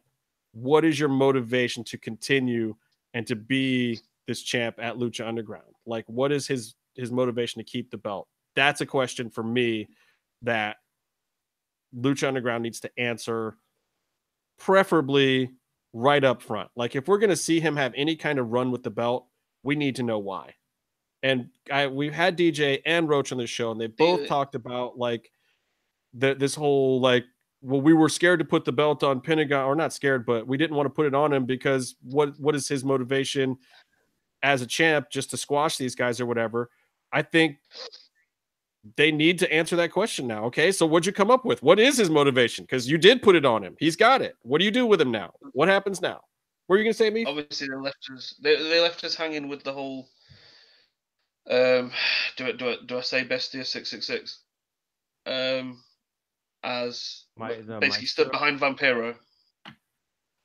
So he stood behind Vampiro, and Casey, I can say the name, I will totally screw it up, but it's like the Aztec world god. Right. So we have this other maestro that most people are pretty sure was Bestia 666, but it's not going to be him. I can tell you that much because he is not in Lucha Underground. Yeah, headdress. The headdress was like I would be, wearing, and it was obviously Bestia's face paint, but obviously, as you just said, not going to be him. So that seems to have just dropped off a cliff. Maybe not. I mean that I don't use in the trailer though. To pull people in. Oh, getting the intrigue back because it's been so long people's intrigue, and most people will have forgot because that was just a Maybe tiny they want to save it little for season 3-second. Yeah, you know, it's a good point, and it's a tough one because, you know, realistically, what are their options? They drop the storyline altogether. They put someone else under the hood. They downplay the storyline. Who knows? I mean, my gut tells me that they still do something with the storyline, but maybe presenting that at the end of season 3 was a mistake. I don't know, but it gives them options, and that gives me hope because, you know, the best thing you can do with Christian Joseph is you plant something, you don't point it in a specific direction, and you leave it there as a resource for him to write his way out of or into whatever the next thing is. It is kind of cool. Some of their heavier things, some of their bigger things, they've kind of, it's been like the long play. You know, it kind of holds for a bit, like the whole weapons of mass destruction match with Marty and Killshot. You know, they held that until the next season. You know, like some of their bigger things, they kind of hold on to and keep in their pocket. So, I mean, who knows? Who knows when we're going to see any of that stuff? I think we will. With that vignette, they've established the trust that if they dangle something out, if something exists and makes it on the show and it's a setup, there will be a payoff. I just think that vignette could have been, you use the trailer, if you know what I mean.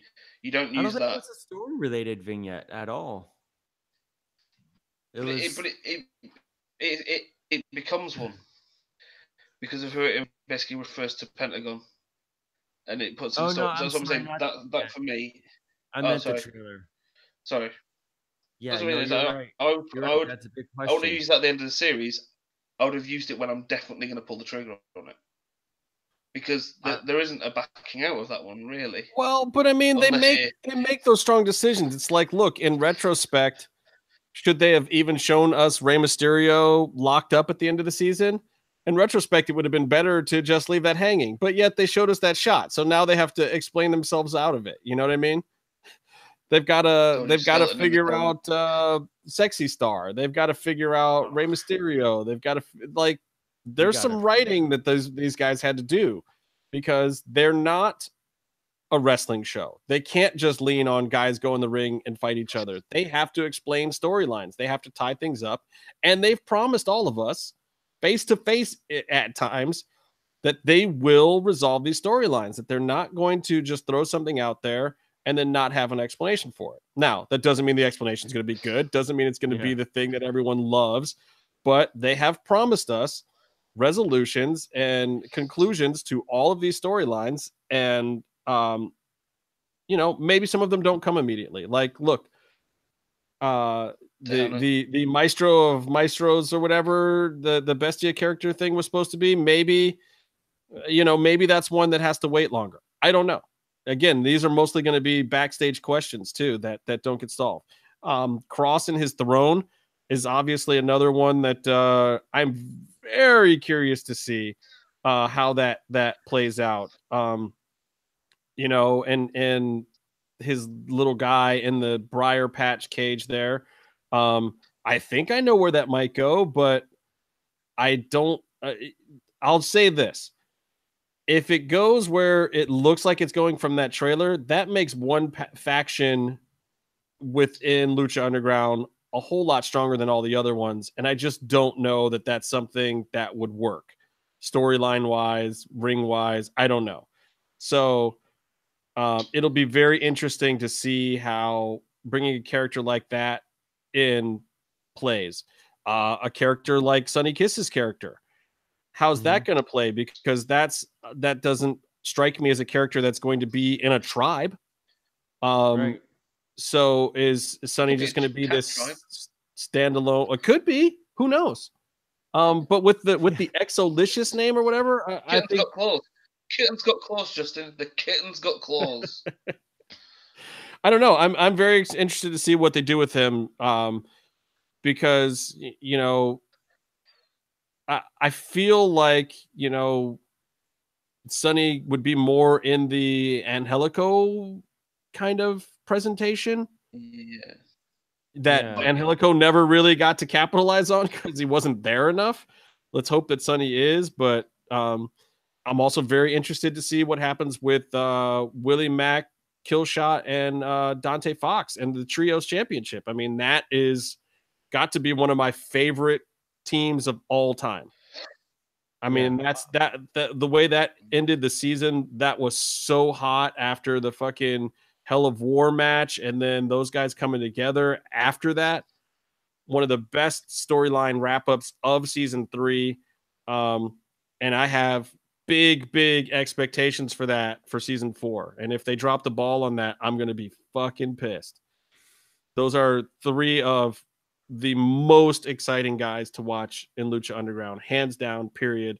Great choice for them to be trios champions. They all deserved it.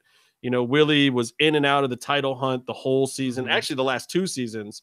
And what Dante and Killshot did to each other, again, you know, we talked about AR Fox earlier in the show. He should be top talent.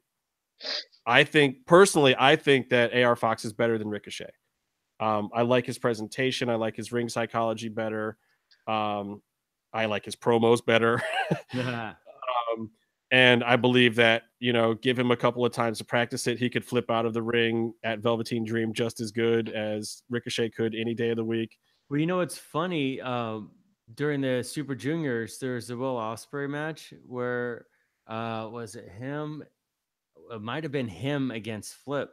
And they both, it was like right after the Ricochet thing, they both did the Flip, I think, did the thing, and then Will Ospreay did a backflip, and they both did the same spot in the middle of a match. Well, they're probably mad that Trevor did it first, and they're like, "Oh, that son of a bitch." It's not. You know what? The reality is, it's not a new thing. Guys have jumped out and landed on their feet before. I know, but I'm not gonna lie, dude. When Ricochet did that in Dream's face, in light of the fact that Ricochet's promo skills definitely leave something to be desired. That was like the most badass thing that he could do. That should be like a regular gimmick. Like somebody mouths off to Ricochet, he front flips out of the ring and stands in your face like what? that should be his whole gimmick. I don't care if they do it 30. Which is what he was doing with Puma, wasn't he? He was doing the thing with Puma where he used to do that whole run up to the rope and the moonsault back and land in the middle of the ring perfectly with a. Yeah. That did more. He never had to open his mouth. Just do that. And honestly, he should do that exact same move without the hood on, and I think it would play. I think that's how Ricochet proves himself. Like, look, you're the badass flippy shit dude. Throw flippy shit in people's faces. Let that do your talking for you, because when he grabs the microphone, man, I'm just not buying it. But AR Fox is like, my name's 12 years old. Yeah. I really want to be a wrestling superstar. Like when AR Fox grabs a mic, though, like people, like I've heard people say like, oh, AR Fox probably can't cut a promo, blah blah blah, this and that. No, his promos are good. I don't know that he does it enough, and I think that Shane Strickland has. Oh my God, his promos now from 2 years ago, holy crap! Shane's a goddamn superstar. Shane Strickland is like, I hope Lucha Underground can hold on to him for a while, because he every bit to me could be main talent roster at WWE tomorrow. You know, and he's been proving that out in the indies. What's that? He needs to fill out a little bit. It's dropping good options. I don't think that would be hard for him though. If you sent him to Performance Center for 3 months and just gave him some direction, gave him those nutritionists and the right weight room. Yeah, he's a guy that follows directions. He's a team player. He's great in the locker room. He's good on the mic. He's got a good look and presentation. He knows how to handle himself with talent. He knows how to work a match. He can call it in the ring. He can work it out in the back. He doesn't miss spots like anymore. You know, I'd love to see him get. I'd love to see Killshot get squashed by Cross a couple times in Lucha Underground, get a couple receipts, and then I'd love to see Killshot, you know, graduate and maybe move on to WWE at some point. As much as I love to keep him in Lucha Underground, I think that Shane, honest to God, belongs in WWE. Dante, however, I want to keep him in Lucha Underground forever. Yeah. How tall is Shane Strickland? I think he's 5'11". No, I don't think he's over 6. I think he's 5'11", maybe 6. I mean, then it gets dangerous, 205 territory. Unfortunately, I mean, he's great, and hopefully, Well, and that's the tough part, but that's why you have places like Lucha Underground and TNA and whatnot. But yeah. I don't know. So those are the things I'm looking forward to from Lucha Underground. It's going to be interesting. I'm going to be very interested to see the response. What people say about some of these guys coming in. We've talked a little bit about the lack of luchadors and bringing in some güeros, as they say. I see white people. Can you say that? Hey, look, I can absolutely say it. I'm going to say it about New Japan too. Yeah. New Japan is whitening itself up a little bit. Now they've got this Dutch president guy who speaks a lot of languages, and a lot of white guys that won a lot of belts at Dominion. A lot of Canadians, eh? A lot of Canadians. A lot of Canadians. A lot of white guys winning. A lot of white guys went over. Every title changed. In fact, did any Japanese guy win a belt yesterday? Or whenever it was 2 days ago? All right. Well, so give me the breakdown, Byron. What was interesting about New Japan Dominion, and where do you want to start? New Japan shows. Well, I mean, we're going long like we usually do, but I'll try and be brief about New Japan. It was a great card, top to bottom, great performances, top to bottom. For me, the post intermission matches. I don't know if Dominion had one, but usually they have intermission, and then you get into your main event. Right, second half matches. Second half matches. So you have, I think for here you had your three last matches, and they were all incredible for different ways. You have the junior heavyweight, and then you know what? Throw in the tag matches. The Bucks won too, which that's a big deal. They're heavyweights, but still, the Bucks of all people got overshadowed. You have the junior heavyweight, which is a great match, told a great, interesting story, and had its own deal. Then you have the intercontinental match, which had its own presentation and story, which is completely unique. And then you had the heavyweight match, which is the main event, which blew everything that's ever been in the wrestling, in the world of wrestling. It just blew it all out of the water.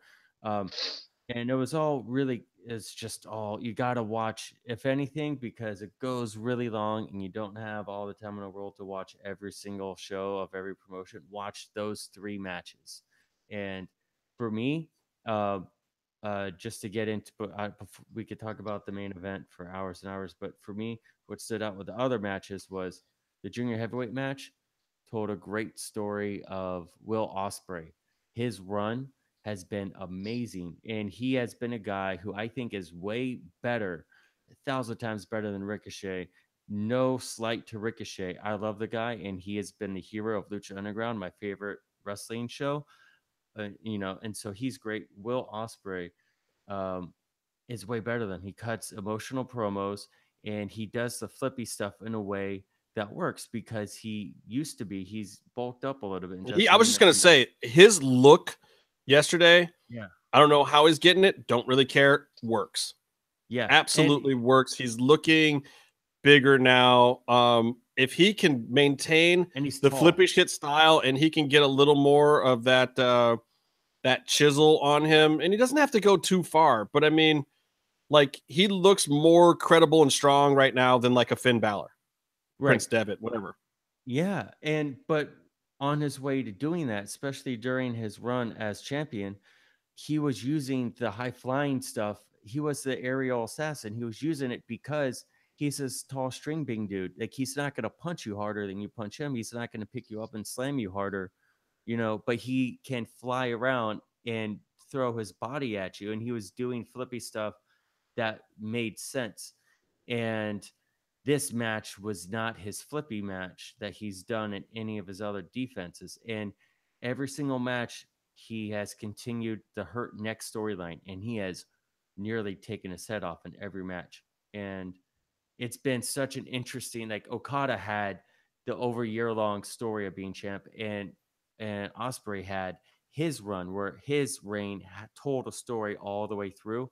And you see him, he wrestled a heavyweight match. Right. For him. And it wasn't slow or boring. It all made sense. But he wrestled a heavyweight style. And you saw, because he was selling the neck in a way that worked, that you saw like, this is a guy who had to make a change. He's still doing stuff, but he had to make a change in how he fights now because of his neck. And ultimately his neck, the title reign for his neck ran out. Like his neck couldn't hold up anymore, and he lost. He took that power driver, that butterfly power driver, which is insane. And by the way, Takahashi's triangle choke, I think, is one of the better ones you're going to see in wrestling for the most part. It's so hard for me to watch sometimes because it's like, Jesus Christ, can you pretend to tuck your foot under your knee? At least can you pretend to cinch it in and then just kind of twist a little bit to give the guy some air so you're not actually choking him out? In this match, it looked good except for one time where that middle one to choke him, and Will's arm is like over here. Or something. Yeah. Will countered it like immediately, but it's tough. And I was talking with someone about this too with the Ronda in WWE thing where she's throwing the punch barrage, where it's just like it's so not really MMA that it's almost hard to take from people who can really do those things. And I kind of had that issue with the triangles in this match, but still phenomenal match. Loved every second of it. It made perfect sense. And you're right about Ospreay's current presentation is the best it's been. Yeah. It really makes me look at him like a guy that deserves to be every bit as big as Devitt was when he was around, or AJ, or any of those guys that came in. So, stick him in the Bullet Club, make him the next guy. We'll see. Well, he's with Chaos. But the thing is like they're planting seeds for heavyweight, and also like he's Okada's boy. Okada even brought him in to begin with, but Okada in interviews talks about the best wrestlers he thinks, and he names Ospreay. He gave Ospreay a title shot and put him over as much as you could put someone over for losing. But he said like Okada said, if aside from me, top 3 wrestlers in the world right now are blah blah blah blah blah Ospreay. Well, and if you're getting the rub from Okada, that's where it's at. I mean, that's what you want. Yeah. I mean, I hope he heals his neck, or hope his neck isn't as hurt as it should be from all that he's done. But he is definitely getting like onto bigger and better things type of a rub.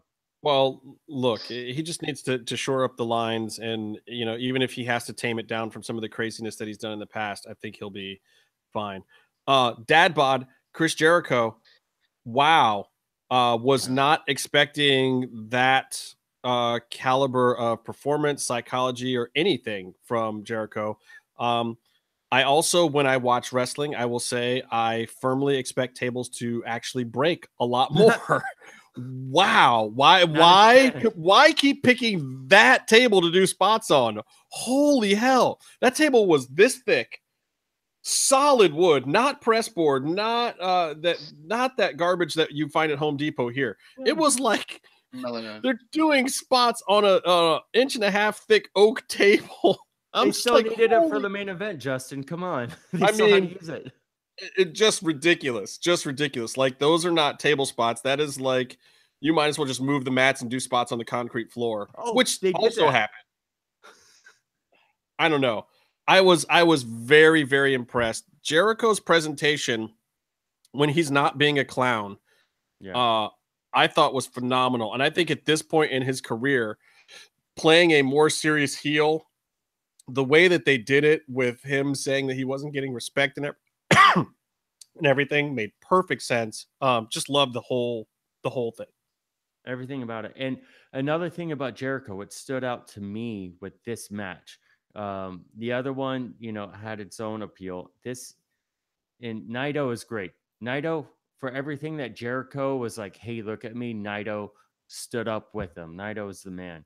But Jericho, above, more than anyone else in wrestling, I think, knows the value of looking special. looking unique, looking different. That's what he's been stealing. He plagiarizes pop culture references, and he's been doing it from the very beginning. But you know what? He does it right. He does it better and more interesting than anyone else, and it works. It's not a bad thing. It's a good thing. He markets himself as better and different. And in New Japan, he's doing all of his promos. Every visual, every bit of footage you see of him is different than anyone else. He did like the very beginning, he was in like the warehouse and he looked really cool. That stuff was like, that was awesome, badass cinematic stuff. And now he's doing different cell phone videos, promos, and that fits the storyline, but also you don't see anyone else doing that. And also each one is a little different. And then there's other things where he does major angle work with Omega during their thing, during doing press conference stuff. Yeah, And no, I really like the press conference angles that he's taking. Yeah, because it's really, it's fresh. Really what his character should be too, of like this guy who's a little bit bitter that he doesn't still have it, that he's not necessarily still at the top of his game, that people should appreciate him, that he should have an easier time of things at this point because of who he is. And he's playing that bitterness perfectly, like a guy who doesn't understand his own flaw.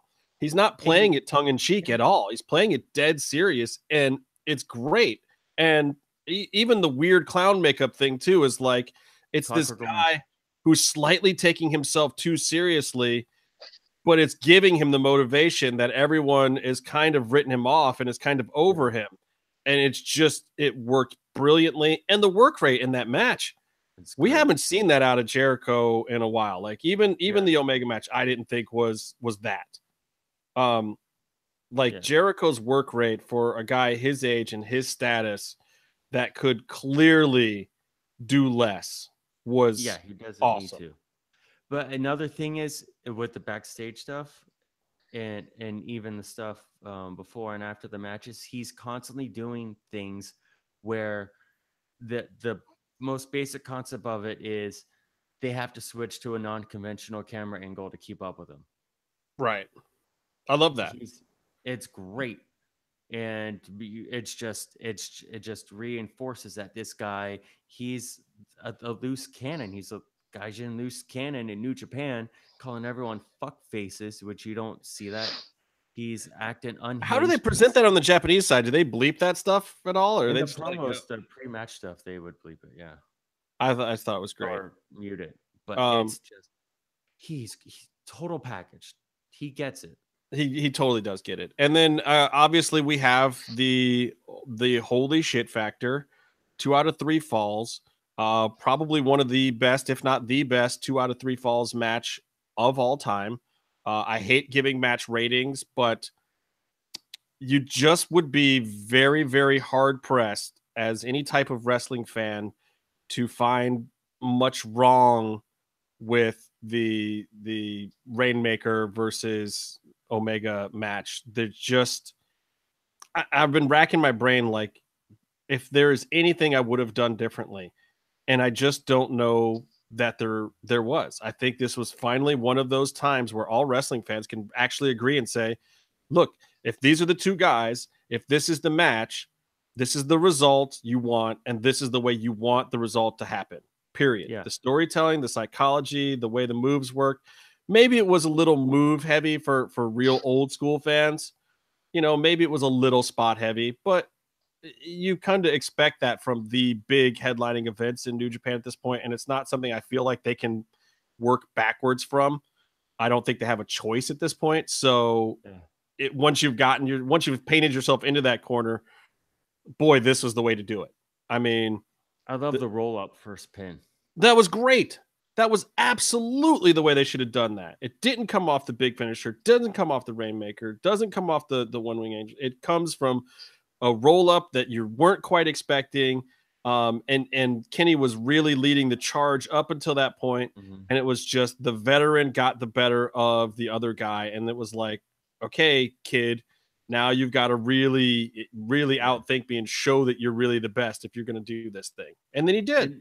And it really helped sell the second pin, where even though they did the 2-minute breaks, you get pinned by someone at the other guy's finish, you're still fucked for the next match.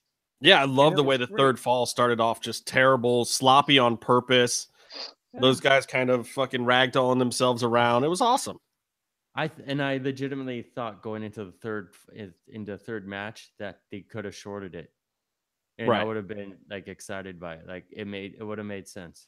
But here's the thing that you learn about Kenny Omega's gas tank in particular, and Okada's has gotten much better too. But when Kenny goes to cut the promo after the match, and he's got to think, and he's doing it in Japanese to start. He was totally there, totally present, not that gassed at all. The dude's amazing. I don't know, what kind of supplements he's putting in his kelp shake in the morning, but whatever it is clearly working because he was there, had all his faculties, had just wrestled one of the best matches ever for over an hour. And then cuts promos in English and Japanese, doesn't miss any of his talking points, hits it all perfectly. That is a superstar. That is talent. In 2 languages. In 2 languages. And I'm not always the biggest fan of Kenny Omega's promos. He's still just a little bit weird because he's Canadian. He is. He's like the biggest problem with Kenny Omega. He's a little bit Canadian. But I liked it here. I thought it worked well. I thought unveiling the Golden Elite thing was awesome. Gotta buy the shirt. Take note of the fact that the shirts are already out, people. That is the way you do things. That is the way you do marketing. That is the way you do presentation. Yeah. Cut the promo for the hot event. Know the finish. Put the shirt out. And Hoovy, I'm talking directly to you, Hoovy. I want my Mad shirt. I better get my Mad shirt. I want a Mad shirt. I better not go to Darren wherever in Massachusetts or whatever. Like, if you guys knew the ordeal I'm going through to get my Mad shirt from Hoovy right now. I got some friends. They could drive out to Marblehead. Look, I know Hoovy is one of the greatest of all time, but hot take, no bullshit. It will go down. I will shoot on fucking Hoovy if I do not get this shirt. It is open. It is open season on Juventud Guerrera, the juice, if I don't get my damn Mad shirt sometime in the next couple weeks. Like, I'm not even that big a rush, but if I get some bullshit story about how no, we sent it and it went to some other fucker in Massachusetts or some dumb shit, like, Hoovy, send me my shirt, bro. Send me my shirt. We got a graphic designer. We'll bootleg our own. No, I'm not trying to bootleg nobody's stuff. Like, dude got paid. I don't even care about that. I don't care. Let's make very angry shirts. I'll send him. I would legitimately buy like a ton of masks off there as well because they're good prices. Like, Hoovy, listen up, man. Listen up. We may not be. I'll send him money. We may not have as many listeners as Keeping It 100, but the people that listen to this show are the hardcore fans that spend money on shit. You want to sell some merch? Don't get MMMshow pissed at you. Send me my goddamn merch, Hoovy. The people who make this show. I want to bring up Omega's post-match interview when they go back to the table and they pitch Coors Light and stuff. Oh yeah, that was great too. He was great. And again, like, that's a whole nother bit of just composed reacting. It's a real press conference.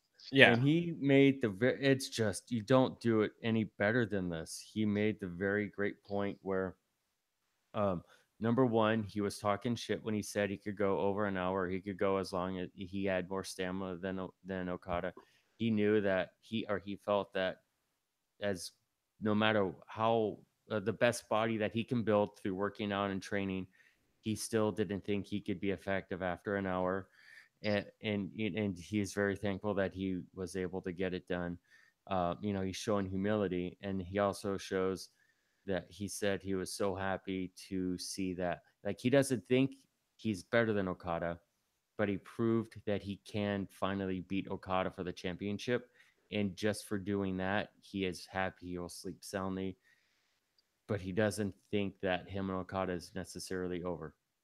Well, and so what do they do with Bullet Club and the factioning out now and Elite and Golden Elite and where do you think it goes from here? I mean, Cody and the Bucks have All In coming up. Does the storyline spill over? What happens? I'm hearing Cody and Omega at All In. You have Cody, Hangman, and Skrull, right? Yeah.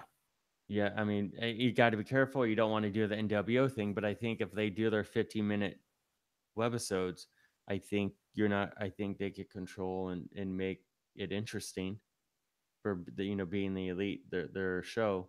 Right. Well, and that's the thing. I mean, it's kind of what we were talking about before. It's like everyone who's smart in wrestling right now is in business with more than one place and is in business for themselves. Being the elite is smart. Being Kevin Cross is smart. We've in Phoenix need their own being the elite. They need a better name than Lucha Brothers. They should come see us, man. I know a couple of guys that make TVs that know how to run cameras that could put them together a little something. Yeah. We'll cut them a good deal. Yeah. We'll do it for masks. For t-shirts. We'll do it. Speak for yourself, man. I like to eat steaks and shit, man. I need money. I need real money. By the way. So if they give me masks, I'll buy you a steak. Okay. There we go. I'll take it. Whoa. Hey, look, one last thing that I definitely have to talk about, because I went to the WWE FYC event this week instead of watching my dismal Cavaliers lose Game 3 on Wednesday night. I went to this event at the Television Academy of Arts and Sciences, the governing body of the Emmy Awards, and I was invited there by my friend Casey Kriebel, and I was trying to figure out who's a guy I've brought to Lucha Underground, and he was friends with Brooke Hogan for a while. He knows some wrestlers too, and knows a couple 3 things about wrestling. So this event came up, and he's like, "Oh, you got to come with me," because I'm actually not a member of the Television Academy as much as I probably should be, and I just have never signed up. So anyway, we go to this event, and I was like, well, why are they doing this event? And it was like all the other events recently at the Television Academy are for your consideration events. And that's what this was. WWE FYC, for your consideration. And it was like, well, what the fuck do they want us to consider? How does WWE even fit into the Emmys? So they had a presentation where they were doing a presentation for Raw, for what was the other one? For Raw, for their WWE 24 Empowered, and for WWE Mixed Match Challenge, which I don't know if you guys watched that or not on Facebook, but that was the thing where Alexa and Braun were a team, and I think, what was it, Asuka and Miz went over together at the end of the whole thing or something weird. It was actually pretty good, and it did big numbers on Facebook. So basically they're trying to be considered for Emmys for those things, which was weird. But Stephanie McMahon came out, did a great presentation the whole time. She was the moderator the whole time. This was kind of like those Paley events, where you have a panel of people that come out, they talk about their show, they show some video and whatnot. Super cool. The New Day came out, did some comedy stuff at the very beginning to introduce Steph. Steph came out, she put on a package from The Rock, which was kind of interesting, though Rock was stumbling and fumbling through his whole thing on set, and they didn't really edit it. It was not as smooth as some of his other stuff, but it was completely unrehearsed. I mean, he's just talking off the head, just a lot of ums and ers and ahs. But, one of the biggest movie stars in the world was part of their presentation, not on stage, on a video package. Then they brought out Shawn Michaels, Triple H, Charlotte. It was crazy. And Roman Reigns. And Charlotte looked great. I don't care what anybody says. Charlotte looked great that day. That was in that panel. That panel was talking about Raw. Obviously, Shawn was able to talk about the very first Raw since he's that freaking old. And H wasn't very far behind him, believe it or not. And then Charlotte and Roman were able to talk about the new stuff. Roman, thoroughly uninteresting, boring, exactly what you would expect. Charlotte was great.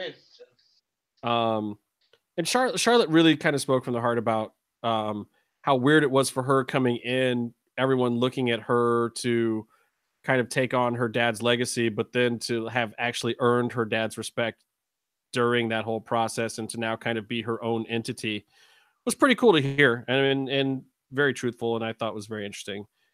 Triple H was interesting too. Then the second one, they brought out the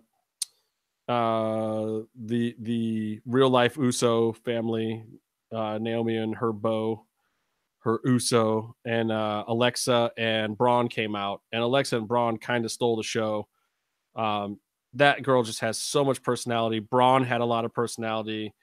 Their chemistry on stage together was awesome. It's really cool. But what really stole the show is they started talking about that WWE 24 Empower thing, and they brought out a ton of the women's division, including Nia. I can't even remember who all was out there, but Ronda Rousey comes out last, and Ronda Rousey stole the show. She had this drop neck pantsuit thing on that looked amazing, like best she's looked since she was doing magazine covers like 4 years ago. And Steph hit her with a couple of pretty hard questions, and it did not seem rehearsed at all.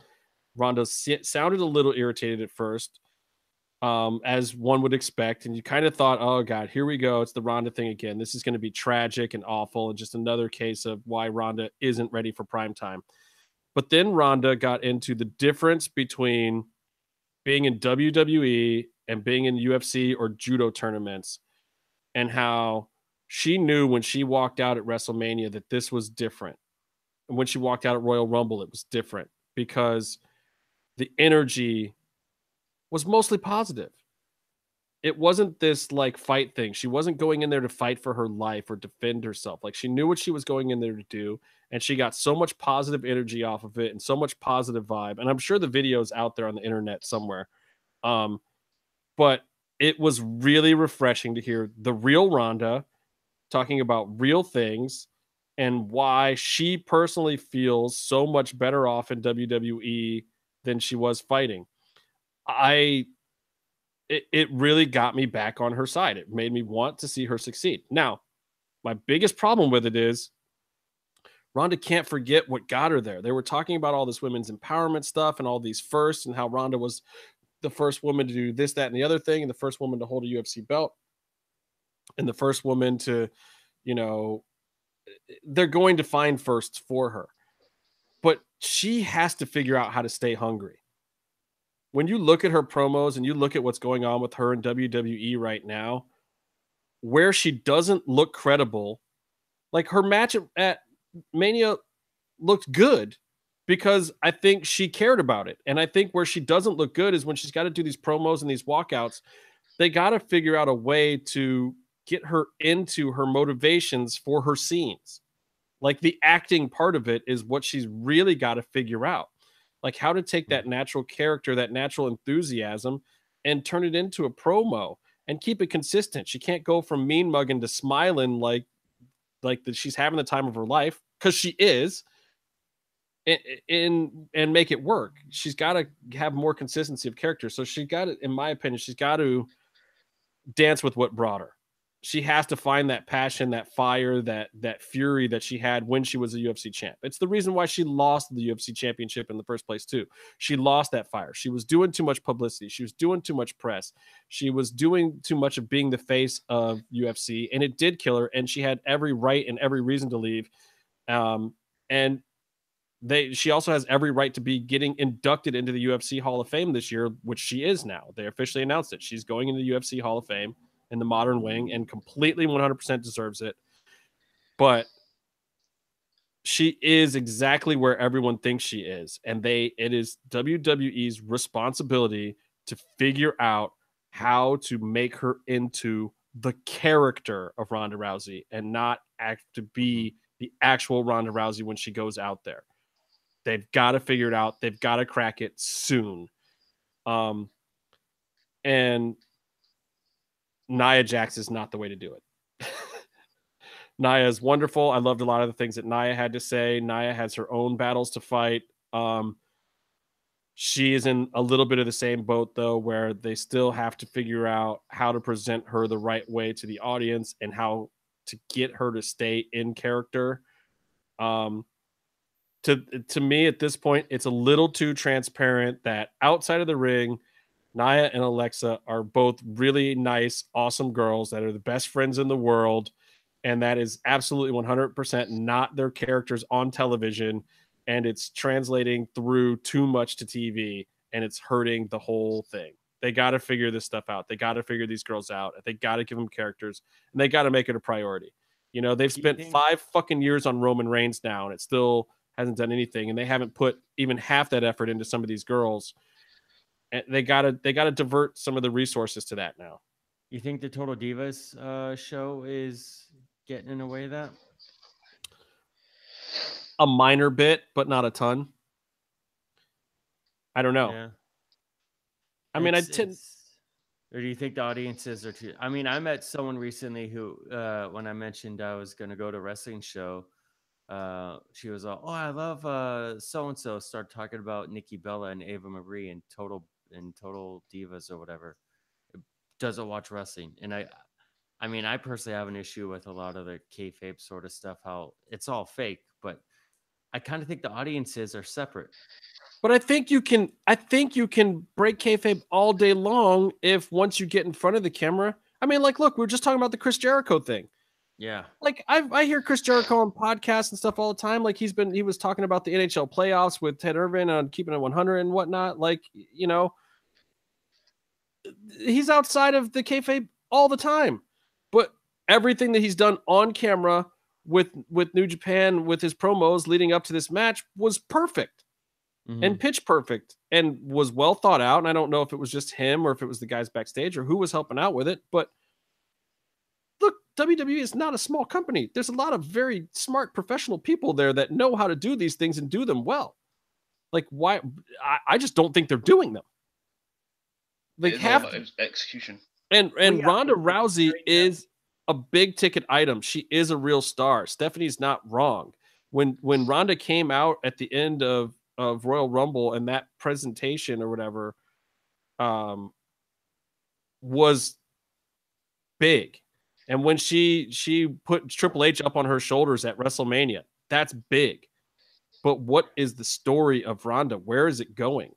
Are they going to pair her up with her 4 horsewomen? Are they going to have her be a badass? Is she really the fun-loving girl that's happy to be there, that just will squash anyone that crosses her path? Like the mixed message ho-hum story that they're building with Nia is just not working for me. And they gotta find something else. And honestly, it should be a personal motivation. It shouldn't be about whoever she's feuding with. They got to build the Ronda character first. She should be squashing out other people. They should put jobbers in front of her right now. They need to Goldberg it up a little bit, except give her more character and personality. Like, look at what built her in the UFC. Just bring that story to WWE to start it off. Let her tear through a bunch of people. Let her be great. And then build some of the other more intricate things. Yeah. That's just my opinion. I don't know. One of the things with her as well is a case of, like you're saying, let her eat people up. It's a case of, like, their whole storyline was that Stephanie and Triple H didn't like, they were just using her to get money or whatever, or the publicity, and they were against her. So let that continue a little bit in the fact that they go, all right, you may have beaten us, but you had Kurt Angle. We're going to make you wrestle jobbers every week. So it's also a frustration thing. She's like, I'm better than these people. Why am I having to face these people all the time? Dude, you're hired. Not only is she crushing them, but at the same time, go write Raw tomorrow, because that's the best idea I've heard for her yet. Like, you just gave me motivation. You gave me something to fill time on screen for a 3-hour show. Dear Lord, all I can hope is that when SmackDown goes to Fox, that Raw leaves USA. I think that is the biggest hope for all of us. Even if it stays in the NBC Universal whatever family, put it on a different network so that they have a chance to go back to 2 hours. If you had a 2-hour Raw on Monday and a 2-hour SmackDown on Friday, God, I think that would solve half of these problems immediately. I really, really do. They got to find a way to not have that show be 3 hours long. Back to back really does not help. Yeah, it's killing them. It's too much. And that being said, maybe Ronda should be on SmackDown right now too. Trying to have her fill headlining segments on the 3-hour show where you have to have these brutally long promos. I think it's been killing Nia for a better portion of a year now. And I think You know, look, some of them can do it. Alexa Bliss can do it. I would put her on the show. I thought Charlotte was doing fine with it. I thought Sasha didn't. I thought Bayley does okay on Raw. Like, I think Raw fits certain talent better than others. You've got to be able to go and handle yourself for a 15-minute promo, even if that promo is dismal. Ronda can't do that. Nia can't do that. You know, Alexa can do that. Mickie James can do that. Becky Lynch could probably do that. I don't think Natalya can do that. Natty doesn't interest me for 50 minutes. She just can't. I don't know. It's a tough road. Did anybody see the Han Solo movie? I'm just curious. No. You guys didn't go see it, so it's such a shame. Yeah, I didn't even realize it was out yet. Because there's so much shit. My main point, I'm gonna get this in and out of the way. I fucking hated all of the new ones. I can't stand them. I think they're shit. The acting's been terrible. The story's been terrible. Everything about them has been garbage, apart from some bits. But this film has come out, what, 6 months, a year after? No, 6 months, man. Like, not even a whole half a year. I remember last year when they were talking about the Solo movie, and everyone's like, oh, we could really want a Solo movie. And it wasn't even happening. And then now, you were like, oh, I want to see it. I was like, really? I thought that was like a year away still. Yeah, and they shot the whole thing twice. You know, they had the original directors, fired them, brought Ron Howard in, and he had to reshoot 70% of the movie for his name to get the main director credit. So basically, they made this movie twice, and it still came out in that time frame. But I liked it, and I just really think it's a shame that so many people didn't go see it. And I think there's a million reasons why. I think it's backlash to people not really liking the last Star Wars movie, which I think they did botch with Luke. I think outside of Luke's storyline, I didn't have any problem with the last Star Wars movie, but I thought the Luke storyline was not done right. But this movie was not that. It was everything I ever thought that a Han Solo standalone movie should be. And Alden Ehrenreich, or whatever his name is, he gets a little bit of shit for some people for not being Harrison Ford, but he's not Harrison Ford. I wasn't expecting him to be. I expected him to live in the spirit of the character and give it kind of his own play. I thought Donald Glover did better at that with Lando Calrissian than the kid who played Han Solo, but I also didn't take any offense to anything he did with the Han Solo character. I just thought I just hope people give it a chance. So, you know, and we have a podcast, so this is my forum to say those kind of things. So I'm using this forum to say, hey, give Han Solo a chance. Mask Mayhem, the premier anti-pedophile show for all things Star Wars related.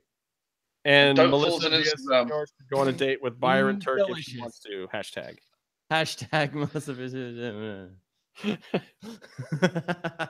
I don't know. I was going to even talk about the Mass Republic video game thing and the comic book.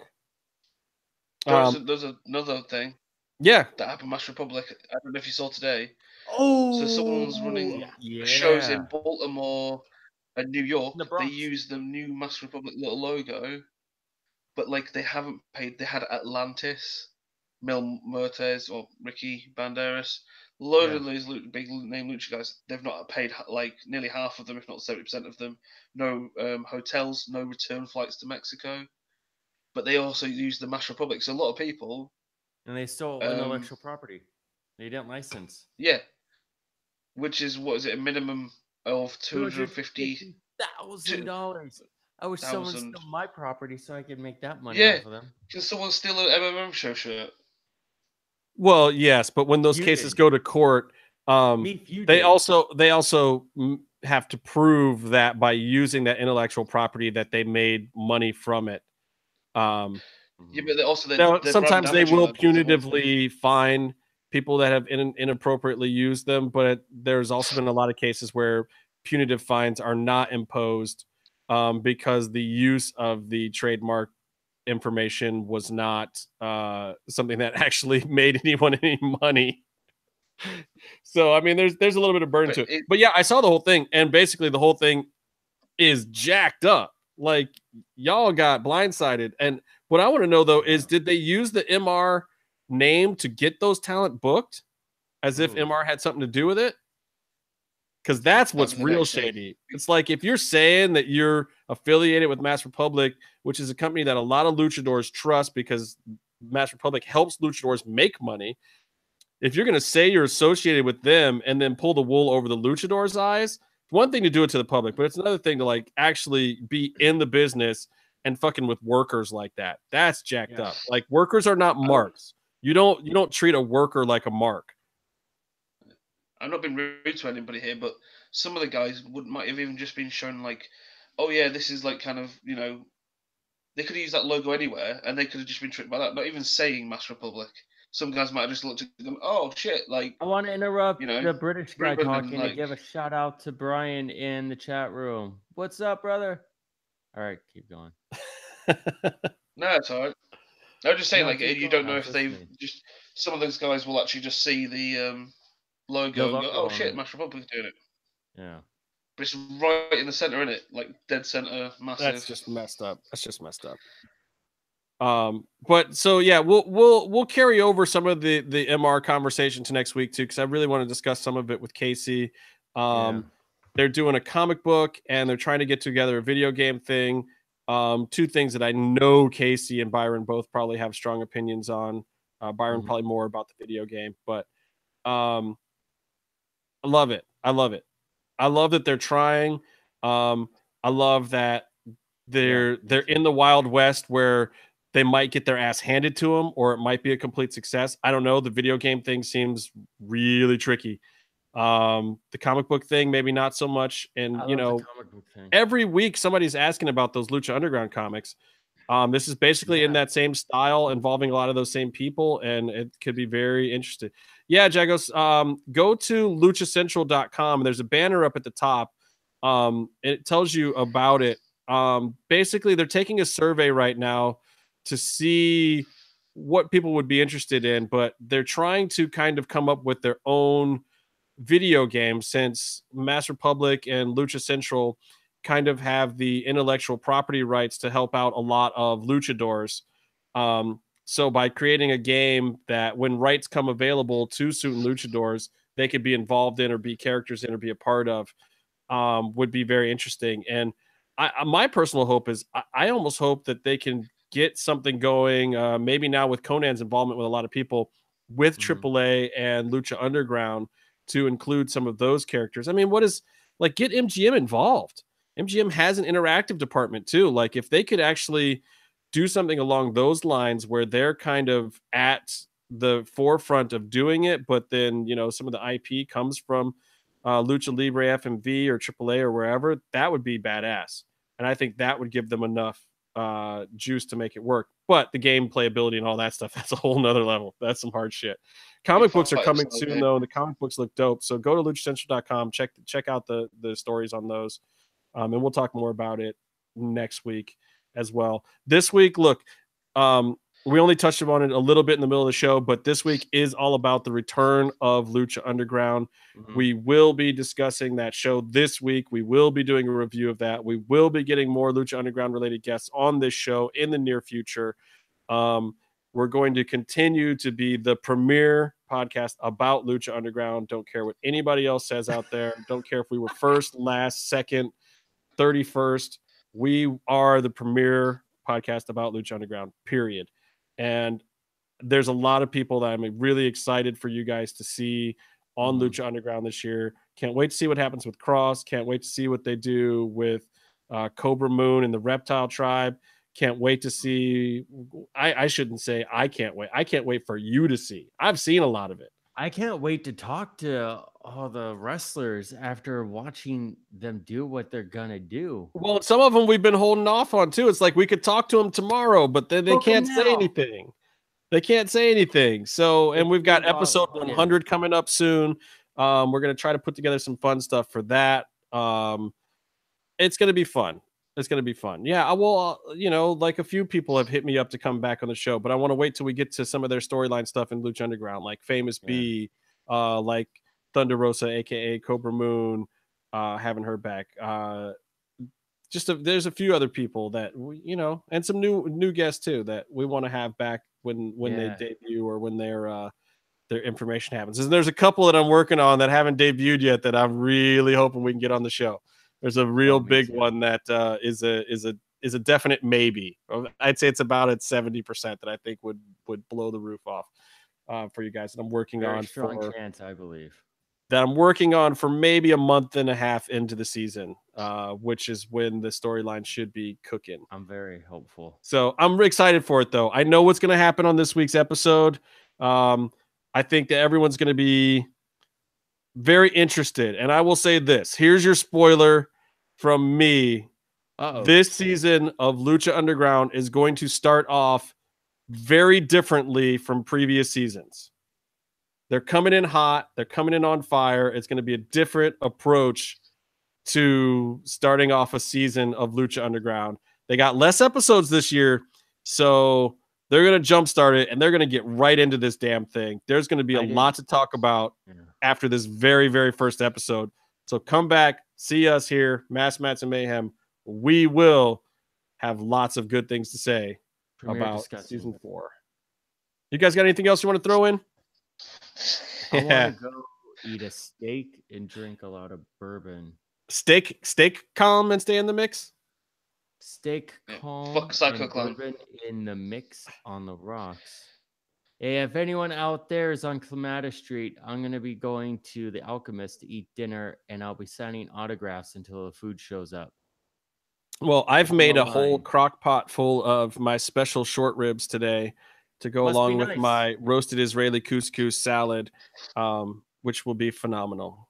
Must be nice. I don't need to go to restaurants to eat like a king. Well, you know, some of us live a lonely life. Well, my cat doesn't cook. Look. Get the hashtag. Thanks to everybody who joined in the chat room. Paul, Zeus, Jagos, Rebecca. Jagos? Oh, no, we got to stop for a second. Jagos Racist fan, Brian Cervantes in the chat room. The homie says that you made him hard. Jago said that? Yeah. Again? Oh well. You know. Also, guys, check out Markout Mania. I need to go back and listen to that episode from yesterday. I was very busy yesterday, but I'm gonna go back and check it out. But the last couple episodes I listened to have been awesome. Those guys reminiscing, talking about all the stuff that made wrestling so great for all of us. That's my new favorite guilty pleasure podcast, Markout Mania. Everybody check it out. And like I said, we'll be back next week. Hopefully we'll get Casey and Jim here at the same time too. Jim is just a globetrotter. He's all over the place. Jim is too busy working out and fucking. And Casey's got his other show too. Don't forget to check out Read More Horror Comics. And until next time, stay calm and stay in a mix. Stay in a mix. Staying in the mix. This is triple sec. Stay calm and drink the triple sex.